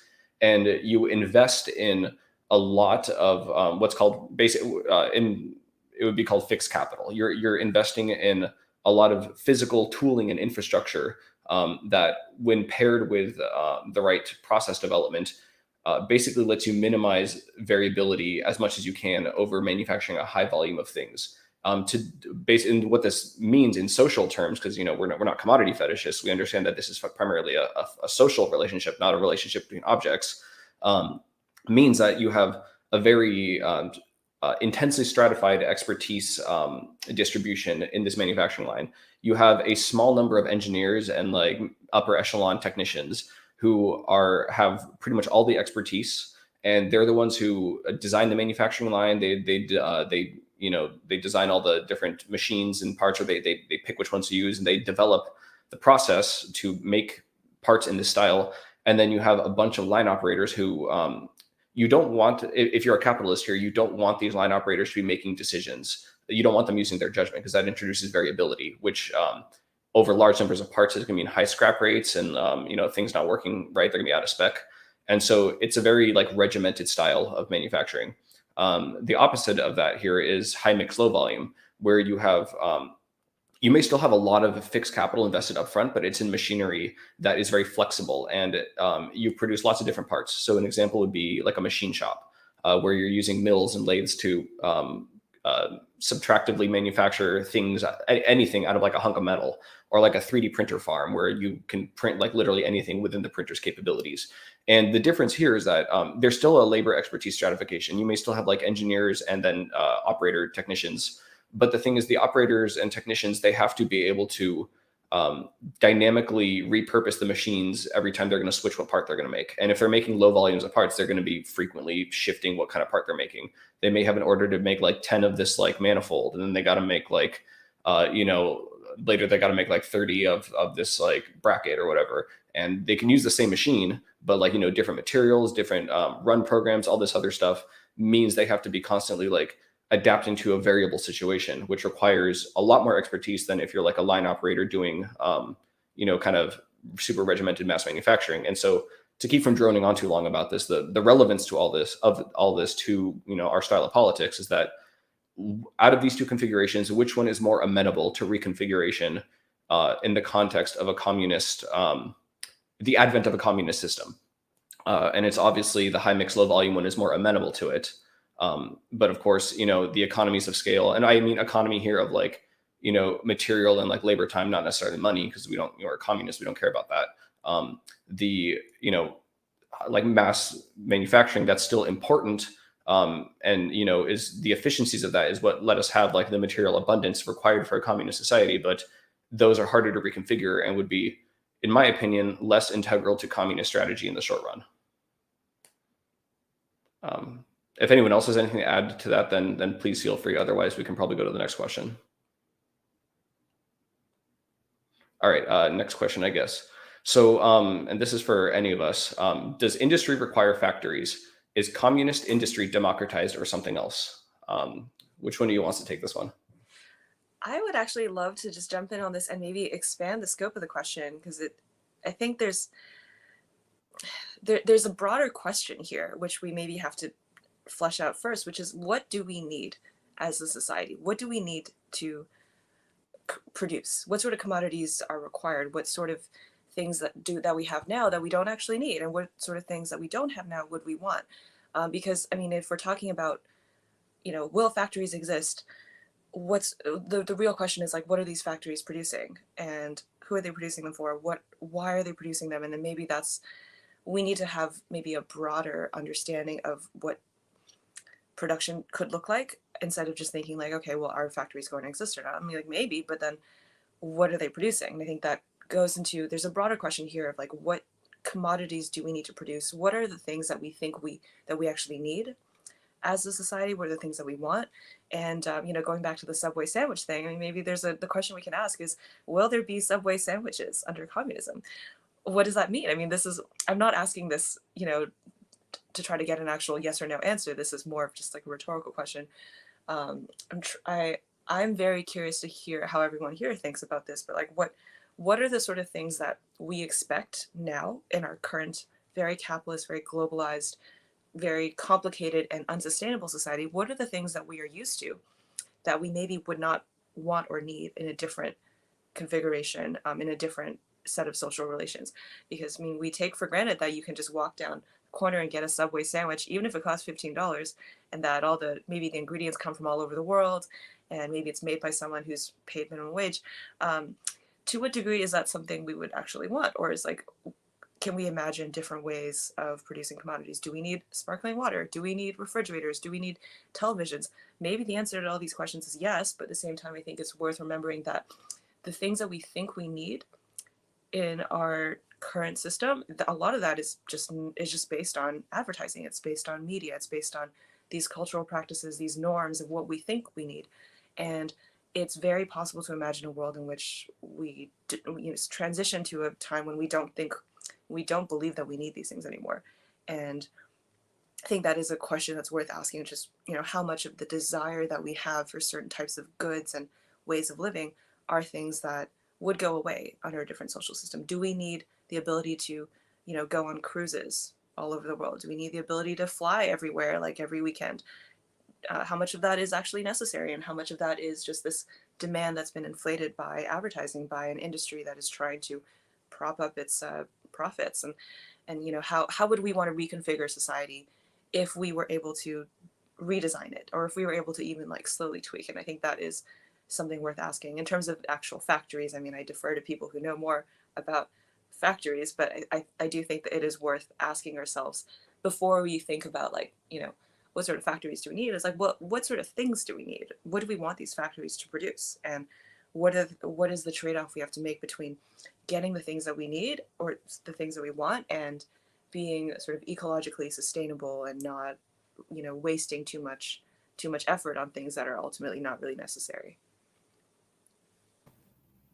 I could talk a little bit about the factories side of this question, but before I do that, I also want to add a level of this of determining these needs.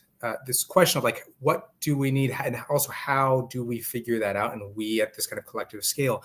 The question also kind of asks this idea of, is it like is industry democratized, right? Or some of these decisions democratized about what to produce, how to produce, and in a sort of, yeah, I would say it's democratized, but democracy is sort of a messy word, and it's, if you look at the history of democracy has always been a form of elite rule. Like there's only a certain strata, the upper strata of the class, that the democratic element ever applies to. Like this is classic Athenian democracy. It's like 2% of the population, and everyone else is like not part of that, right? And that's how it works globally, right? We have these liberal democracies kind of up at the top, and then everyone else below that is kind of like not really fully in a democratic system, or their vote doesn't apply to like that whole kind of global system. Whereas the people in those democracies at the top, maybe they can have some influence over like the interest rate, which then decides the prospects of like all of these countries across the global south. But the point here is that rather than democratized, I would say it's like deliberative in these specific ways where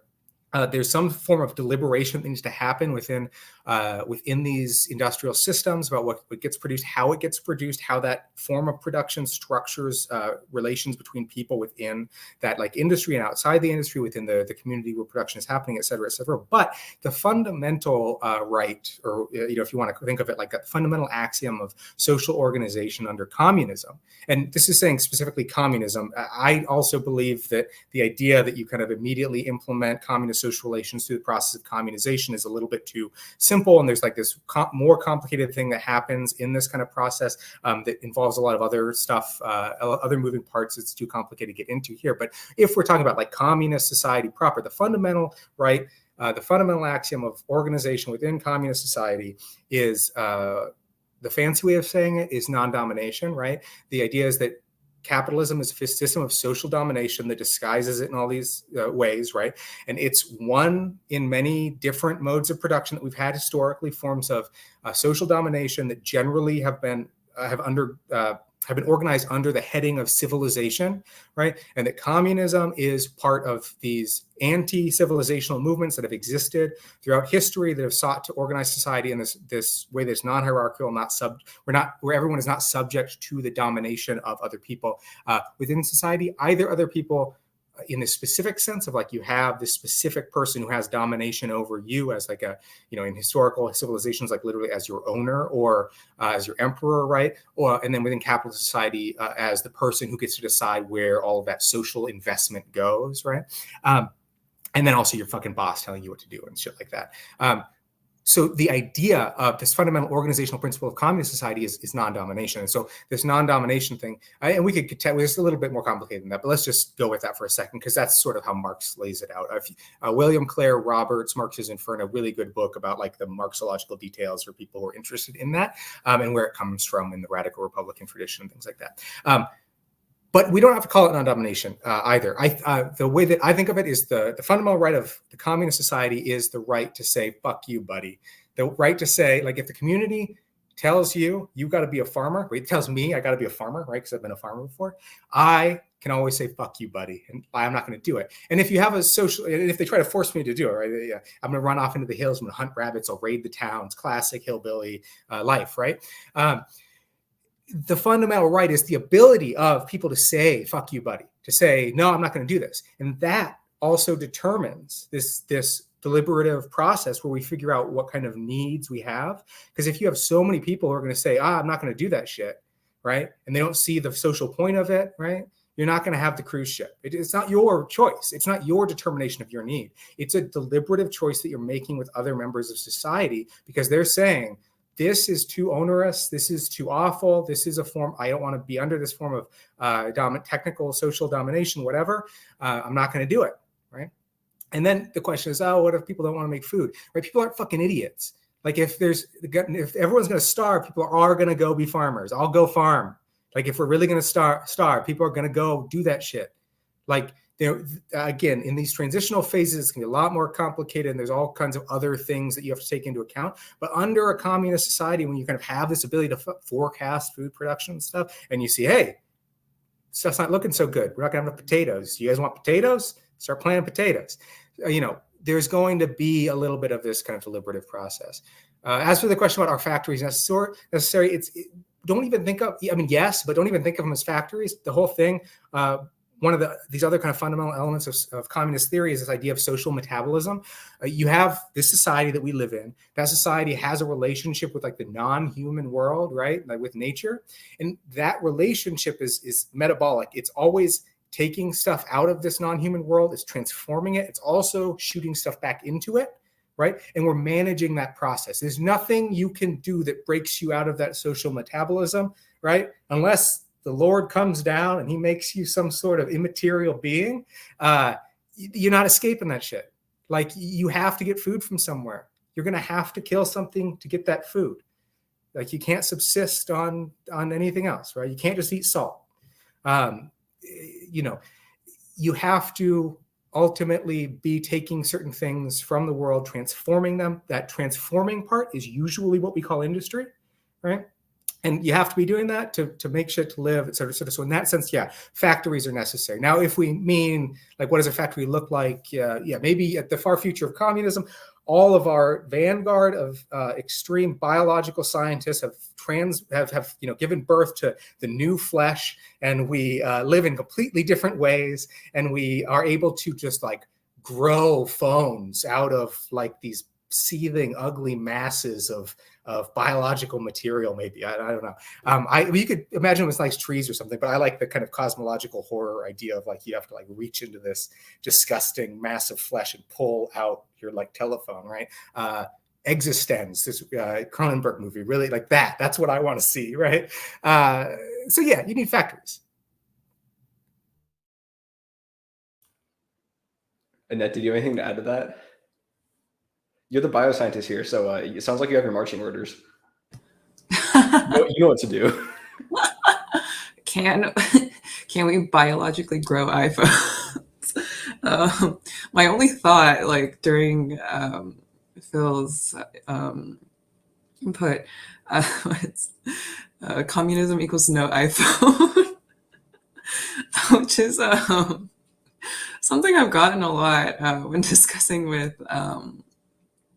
members of the masses. Is like, can I still have my iPhone under communism? And I'm like, well, it would probably, going back to what everyone said, there would be this like restructuring of processes and like our daily life functions. But no, yeah, due to advertising, we do deem these things as essential when really like most people, a lot of the things that we have, just like I'm looking at my espresso machine over there. I don't need it. I don't think we need Subway sandwiches. There will probably be other sandwiches in like a different format. Overall, what I'm sensing is like people don't really seem to understand that under communism, like, yes, we would have to restructure a lot of the way that we do things, and a lot of the daily functions that we utilize will likely have to be reallocated, which makes this issue of at like an individual level complicated and hard to conceptualize. I think a good way of putting it is also thinking about if we have a communist society, chances are we won't have iPhones. That doesn't necessarily mean that we won't have a means of like instant communication with each other. Capitalism is not just like what we produce, but also how it's produced. And so, a smartphone, it's very labor intensive to make. It's incredibly bad for the environment to produce them. And then, it stops working after a year or two, and then you got to get a new one. It's not inconceivable that instead of having what we currently call a smartphone, we'll have some other kind of like intelligent rectangle of sorts that is maybe it's modular. So you like as parts fail over the course of like, we're designing parts to not fail immediately. Like, like we don't have planned obsolescence anymore. So maybe like the screen lasts for like 15 years on it, and then you swap it out with a new one when it finally stops working or whatever. And then, or maybe, we eventually supersede the need for handheld 2D geometric shapes that electronically communicate with each other. Maybe we can move to like, like magic octagons that we wear on around our necks or something that like are better than smartphones. I'm joking here, but like, the idea is like, the point of communism is to live better than we currently live in capitalism. The point isn't to get rid of technologically advanced things and go live in huts or whatever. The point is to, is to take the things that are currently like the creature comforts of this world and do them better in such a way that is not only profitable to capital. Like if we get rid of capital and, we can start considering, we can deliberate, as Phil said, about whether things are efficient by a number of metrics. Like, you have like carbon footprint indexes you can come up with. You have like, like safety to workers. You can have like labor time, the time it takes to make this kind of stuff. And you start weighing decisions based off all of those things. It's not that communism would be like less scientific than capitalism. And in some ways it'd be more scientific. But the point is that we're using science as a tool for human betterment, not as a tool for the betterment of capital. And so we can make decisions about like, this stuff is worth us putting us this effort into it to make our magic communication trapezoids or whatever. And, we no longer need the ancient capitalist, smartphone rectangle that we had before. That's my input. But here, let's move on to the next one, because it sounds like we have a number of questions to go through. I don't know if we'll get through all of them, but let's see. Wendy, this one's for you. How might we rethink the labor of software design that would be more amenable to socialized production? Big question. Yeah, it's a big question. Yeah, I mean, I don't know if I can fully answer that. I think it's a wonderful question, and I think maybe the way I would structure my thinking around this is to just think about the free software movement and the original, the sort of founding ethic of that, because I think there is something really beautiful, specifically in the way that the movement was tried to challenge intellectual property as a concept, and this idea that you could, come up with something and then patent it, or like it was somehow your intellectual property. Yeah, I mean, I don't think I have a full answer, but I do think it's worth looking at sort of the beautiful radical philosophy that was at the heart of the free software movement, which had a lot of flaws, of course. We don't have to ignore those, but I think there is something beautiful in this idea that if we think about how software is made and who does the labor that allows any piece of software to exist, it feels really clear to me that there's no world in which that's compatible with the current intellectual property system.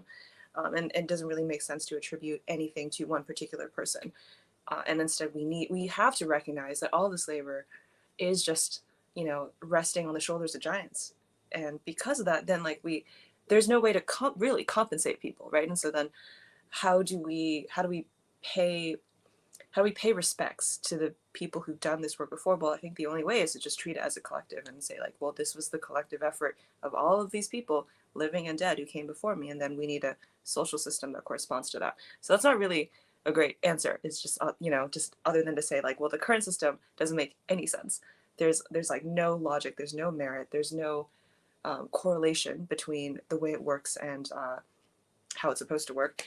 But yeah, I think the answer lies somewhere in just recognizing that there is that the endeavor of software development is always going to be a collective endeavor, and the social system, the socioeconomic system, has to recognize that, and it has to it can't keep doing this thing where it's just sort of showering a few people who are participating in this process, who happen to be the recipient of stock or whatever, with these outsized rewards, because that just makes no sense whatsoever. Great answer. Thank you. This next one's also for you. You're very popular today. Says, Wendy, do ChatGPT, Bard et al. lend themselves to socializing software, or does it erode workers' positions? Ooh, beautiful. Trick question. I mean, kind of both, right? So I think it's tricky because obviously I wrote an article for The Atlantic about ChatGPT a while ago, and I think it got a bit watered down because it's The Atlantic, but I do think I did try to make my point, which is that all of this software, all this AI stuff, it is just it's the same thing. It's resting on all this dead labor, not just software, but also content, all the writing people do on like Wikipedia, all the articles people write, all the books people write, all the Reddit posts, all of this stuff created by all these people, most of which is unattributed, uncompensated, unrecognized. And some company comes along and was like, all right, I'm going to take all this, I'm going to like enclose this commons, and I'm going to slap a name on it and just say, this is my incredible AI that I'm going to sell to, like, license to Bain or whatever company that they're partnering with. And this is just such a horrific thing that we are forced to put up with in the name of innovation. And I mean, I think that's something to be very wary of. At the same time, there is also something quite revolutionary and impressive about this. And, it doesn't mean that we should rely on ChatGPT to, I don't know, like, for everything. Obviously, would never argue that. I do think, though, that there's something impressive. The way that Google search is impressive, right? The way that any sort of technology that is able to deal with massive amounts of information and then process it and archive it and, allow us to search through it and filter through it. That's amazing. There's something beautiful there. And if only we were able to make sure that that technology was only used for beneficial ends as opposed to, replacing people's jobs. Unfortunately, we can't do that. And so in the meantime, I think it's worth trying, resisting these technologies where possible. But, for personal use, yeah, I mean, I think they're really cool, and they do represent pretty much exactly what I'm talking about, where the production of software, it's not this individual endeavor. There's no one person where you can say, oh, this person built the whole thing. This is quite obviously a collective endeavor, a collective human achievement, not just by people who write software, but by people who produce all of this data and aren't even rewarded or recognized for it at all. So I think there's this weird contradiction here where we're starting to see form, and the cracks are getting bigger and bigger, where the people who are doing the work and the people who are reaping the rewards, I mean, that chasm is just, you can't bridge it. And I think as this gap grows, it'll be harder and harder for capitalism to sort of like just justify this idea that, the way technology is owned right now is just fine and we should keep doing it that way. But at the same time, it also means that power will be concentrating at the top. It'll be concentrating among these firms like OpenAI and all these other tech companies that are doing AI.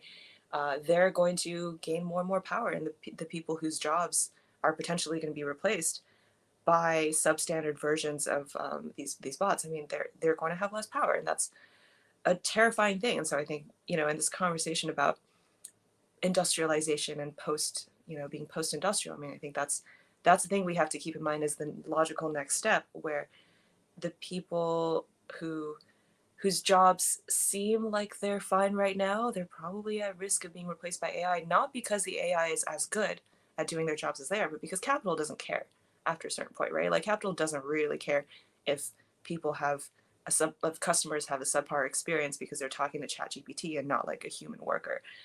Capital will make these replacements if it considers it profitable and useful. So I think that is the thing we have to be wary of. Excellent answer. Thank you, Wendy. All right, we'll give you a little break. This one's for everyone. Acknowledging the continued relevance of industrial production within, quote, developed economies, what distinction should we make within industrial production as a global system? Phil, I feel like this one was written for you. Yeah, and I think we should actually combine it with the next one. The next question is, how do global value chains figure in this discussion? How are GVCs affecting your jobs? Do changes in global value chains today have any political takeaways for communists? So these are both, related to one another. Global value chains is basically the structure of industrial production as a global system, as this kind of planetary system of social metabolism as well. It often gets expressed as this idea of like the Anthropocene, like we're affecting the entire, several different geospheric systems, like the nitrogen cycle and the atmospheric system, et cetera, et cetera. So we're operating at this scale where we're not just global in the sense of interacting with people all over the world, but global in the sense of, we, as a society, we are essentially part of a geospheric system now that has effects at the highest levels of these like geologic scales. So what is the relevance of this sort of thing within developed economies, or what sort of distinctions can we sort of make? And then how do value chains play into this? Well, first, I think that we have to actually understand the structure of value chains themselves and the structure of global industrial systems. These are very global. there's a lot of reasons for that. And there's a lot of ways where it's like maybe necessarily global in terms of like you can only access certain things in certain places, at least at a certain level of like fixed investment. Like there might be rare earth minerals in some locations, but they're, at trace amounts that we don't have the technical ability to fully like harvest yet or something like that. Or there are some in the US, but we can't do it because of environmental protections, et cetera, et cetera.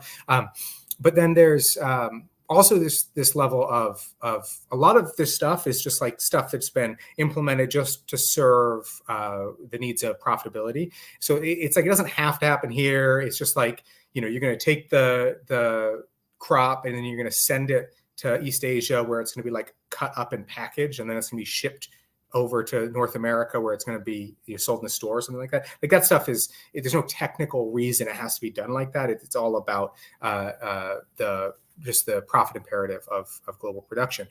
But then there's also these changes that are happening within global value chains. One of the ways that these things have been talked about recently is as deglobalization. The deglobalization narrative mostly talks about how there's been this it's not a decline, it's a plateau in the growth rate of global trade relative to GDP usually. But so it's basically this idea that the global trade was growing really fast from like the 80s-ish, especially in the 90s and 2000s onward. And then around 2010, after the Great Recession, it starts to kind of plateau. But if you look at the underlying data of that, it doesn't plateau everywhere. It's actually still increases in many parts of Europe. Poland, it goes crazy. Czechia goes crazy. Cambodia goes crazy. Mexico, it continues to increase. It actually largely, you see decreases in global trade between basically in China is the big thing. Decreasing in the growth of trade relative to Chinese GDP as a whole.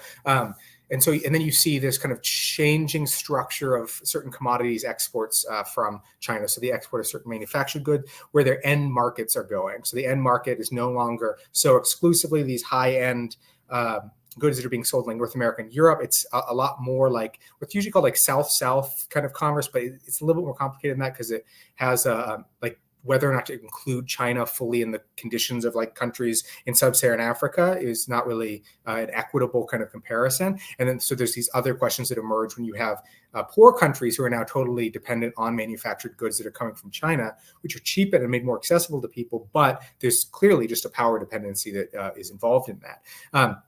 So you see these changes in the structure of global value chains. Where are they? Where's production happening? Where's trade happening, et cetera, et cetera. One of those changes, rather than calling it deglobalization, it's more accurate to call it like, I don't know, like a re-regionalization. It's not about a lot of industry shifting back into the US. That's a lovely myth that we're telling ourselves, that there's these documentaries, like I said, that are talking about production. Like there is production that happens in the US, but there's not going to be a huge burst of like clothing and textiles production that's going to shift back to the U.S., even though we do produce a lot of cotton and things like that. What you're going to see instead is that stuff is going to start happening again in the greater region, like the continental region, where you're going to start seeing more of that production go back to Central America. You're going to see it go to Mexico. You might see it go to the Caribbean, a little bit like that. You're starting to already see those things. There's going to be more importance of trade relations with, especially along the Mexican border. There's probably going to be new free trade, weird, gross free trade zone things that you see. There will be there is, and there will continue to be more reindustrialization within the U.S., but it's limited, and it's limited. It's ugly. It's also really weird. A lot of it is also very like tech heavy, like it's very capital intensive. A lot of the new employment is in logistics and warehousing work and less in the actual manufacturing of things. But for example, General Electric sold GE appliances to a company from Qingdao called Haier. They're like one of the biggest white goods manufacturers in the world now, and they were in China for a while. White goods is like home appliances, like washing machines and stuff. And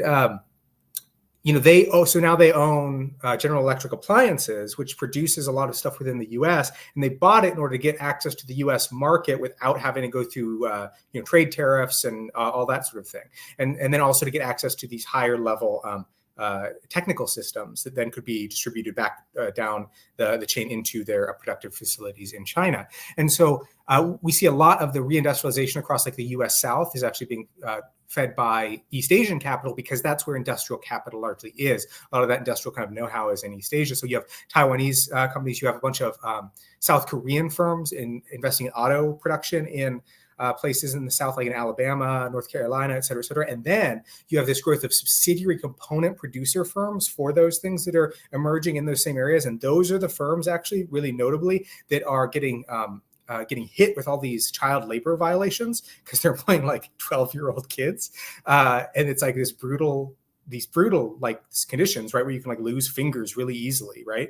And then kids are not very coordinated. It's really surprising that they haven't had a case where a kid has lost a hand, or maybe they covered it up or deported the kid or something after it happened. Like, that's probably likely. But the idea is that you have these knock-on effects that do see a certain relocation of some industrial production.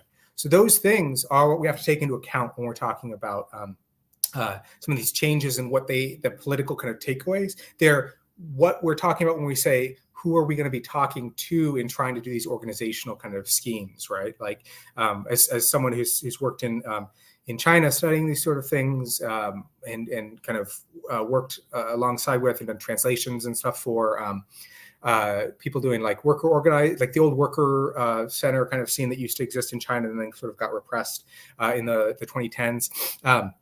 Like those sort of concrete connections that are built, transnationally with other communists, other parts of the world, like those things are very central, but those have to be attentive to these structures of global value chains. So we always have to remember we're talking about, again, these concrete social relations with different people. When we're talking about production under communism, you're saying, well, what if I want an iPhone? What if I want a Subway sandwich, et cetera, et cetera? You're not actually asking, do I want this or do I not want this? You're saying, I want someone to make me this. Is there someone I can ask, or a group of people I can ask to make me this? And those people have the right to say, fuck you, buddy, right? Well, in the communist kind of production situation. But in the situation of organizing kind of communist political force, political subjectivity, we're doing a similar thing. We're saying we need to actually be talking to people at these other levels of the value chain, right? We need to be organizing along these kind of productive hubs, understanding that they're structured by capital, they're completely puppeted by capital, right? And then we're deliberating kind of in that context about the direction of these kind of productive, these organized within the productive sphere, what kind of intermediate sort of demands and subsistence demands do people have, and then also propagating this higher level political consciousness, which is the consciousness of like, those subsistence demands are completely part of the hostage situation that we're in. We have to push beyond that. You have to like grab the knife from your throat. That's the point, right? It's not saying I'm going to make a better choice, or I'm going to ask the person who's holding the knife, hey, do you think I could have a little bit more like social welfare payments or something like that? And maybe they'll say, yeah, maybe they're really nice. Sometimes they are in certain historical circumstances, right? The person holding the knife can be really nice. They're holding it kind of far away. They're really pleasant to you. They ask how your day was, et cetera, et cetera. They send you to a little meditation workshop in the tech center. But the point is, we're trying to push beyond that. And that's a huge part of organizing within these existing productive systems, is also talking to people and saying, hey, how do we push beyond these productive systems as well? But you have to build those ties. And that's what I'm saying a few comments back. We imagine that these political events are going to occur with the current level of organization, but they're not. The level of organization that you have to construct is constructed through these existing value chains, despite how horrible they are. You're creating these social ties from which a communist movement can emerge in the future. Excellently put. Annette and Wendy, do either of you have anything to add to that with regards to that question? Nope. All right. So this is the last question. I will read it. So everyone, how do you imagine fancy theories like communization theory square with more, quote, grounded attention to technical MOP being means of production / transitions? Meaning, do you think contemporary communist theory lapses too easily into a kind of anti-productivism?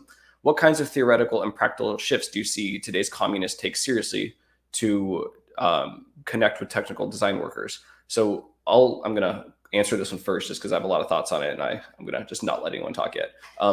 So as far as communization theory goes, and this is something Phil will probably agree with me on, it's a pretty loaded term with like a lot of baggage.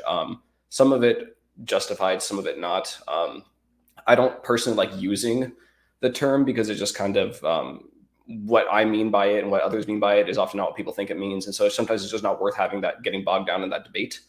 But at the core of what communization theory really is for all of its heterodox adherents that claim that mantle, and there are many, what they all really have in common is basically the fundamental question of like, how do we conceive of the transition of capitalism to communism at like at the level, at like the very plane of phenomena that actually like determines whether or not you are in a capitalist or communist society or whatever. Like what is the material content of transition to communism?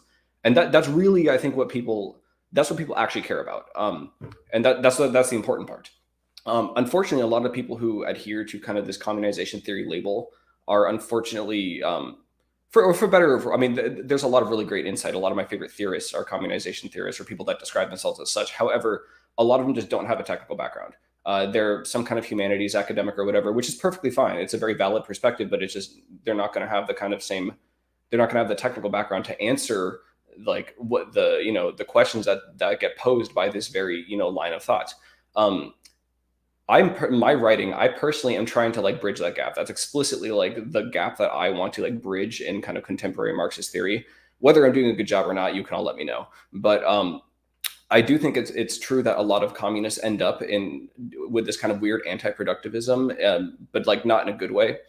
For some of them, I think it's on purpose. I think they just like have frankly bad ideas about things, and maybe they should know better and then they don't. But I think for a lot of communists, it's especially here in the global north, it's specifically a symptom of this kind of deindustrialization of the workforce, and like the fact that if you don't know a lot of people who produce things like physically, it just doesn't seem important. And that has all kinds of like psychological, subjective knock-on effects, and that manifest in this kind of weird kind of desire to live in like a weird medieval society or whatever. Like it's kind of silly. And so there's a lot to be said for, ecological concerns. There's a lot to be said for, not falling for the kind of cult of producerism that communism has unfortunately like very much fallen into a trap of, especially 20th century counter-revolutionary like Stalinist movements and stuff like that very much fell into this kind of like, yo, we put some red flags over the factory. It's communism now. It's lit. Like we're going to produce socialist commodities now. And it's like, hold the phone here. Like it's not quite how it works. So as far as what kind of theoretical and practical shifts do we need to take to connect more with technical design workers? We're working on it. We're trying to figure that one out. I mean, like, I have Annette and Wendy here, and Phil, who has a lot of kind of more macro scale experience with these things. It's like, this is kind of the question that we're trying to resolve. There's not many of us. As a friend of mine, Bjorn Westergaard, says with regard to like technical communists, like we are dozens. I think that's what he says. Like, or no, we are several. That's what he says. Yeah. There's a couple of us, and so, but like Phil said earlier, if you're this kind of technical worker and you have knowledge of the productive industrial process, and you're some kind of anti-capitalist leftist person, and you feel just super fucking lonely because everyone else in your life is like, some kind of right winger or whatever, email me, email one of us, talk to us, get in contact. Like, there's more people like this than you think. And so, yeah, that's kind of my spiel on it. There's a lot more that could be said. I'd like to know what the rest of you think on this question.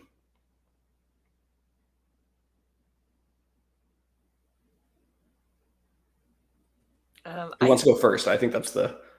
Nick, I think you put it really well. I don't personally have anything to add on this. Okay. Annette and Phil, what do you two think?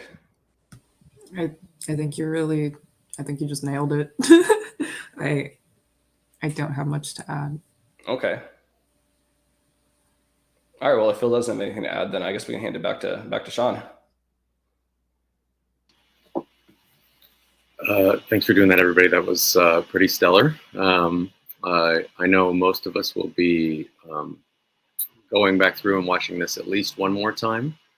It's been a really busy session in the chat, and so it will be nice to actually listen to the talk. But it seemed great. Anyway, thanks for joining us for We Have Never Been Post-Industrial. This is a part of Red May 2023. We will have a bunch more events like this, not just this May, but throughout the rest of the year. Some live, others online. Yeah, and feel free to reach out to us. What's going on? Yeah, we'll talk to you soon. Great. Take care. Thank you, everybody.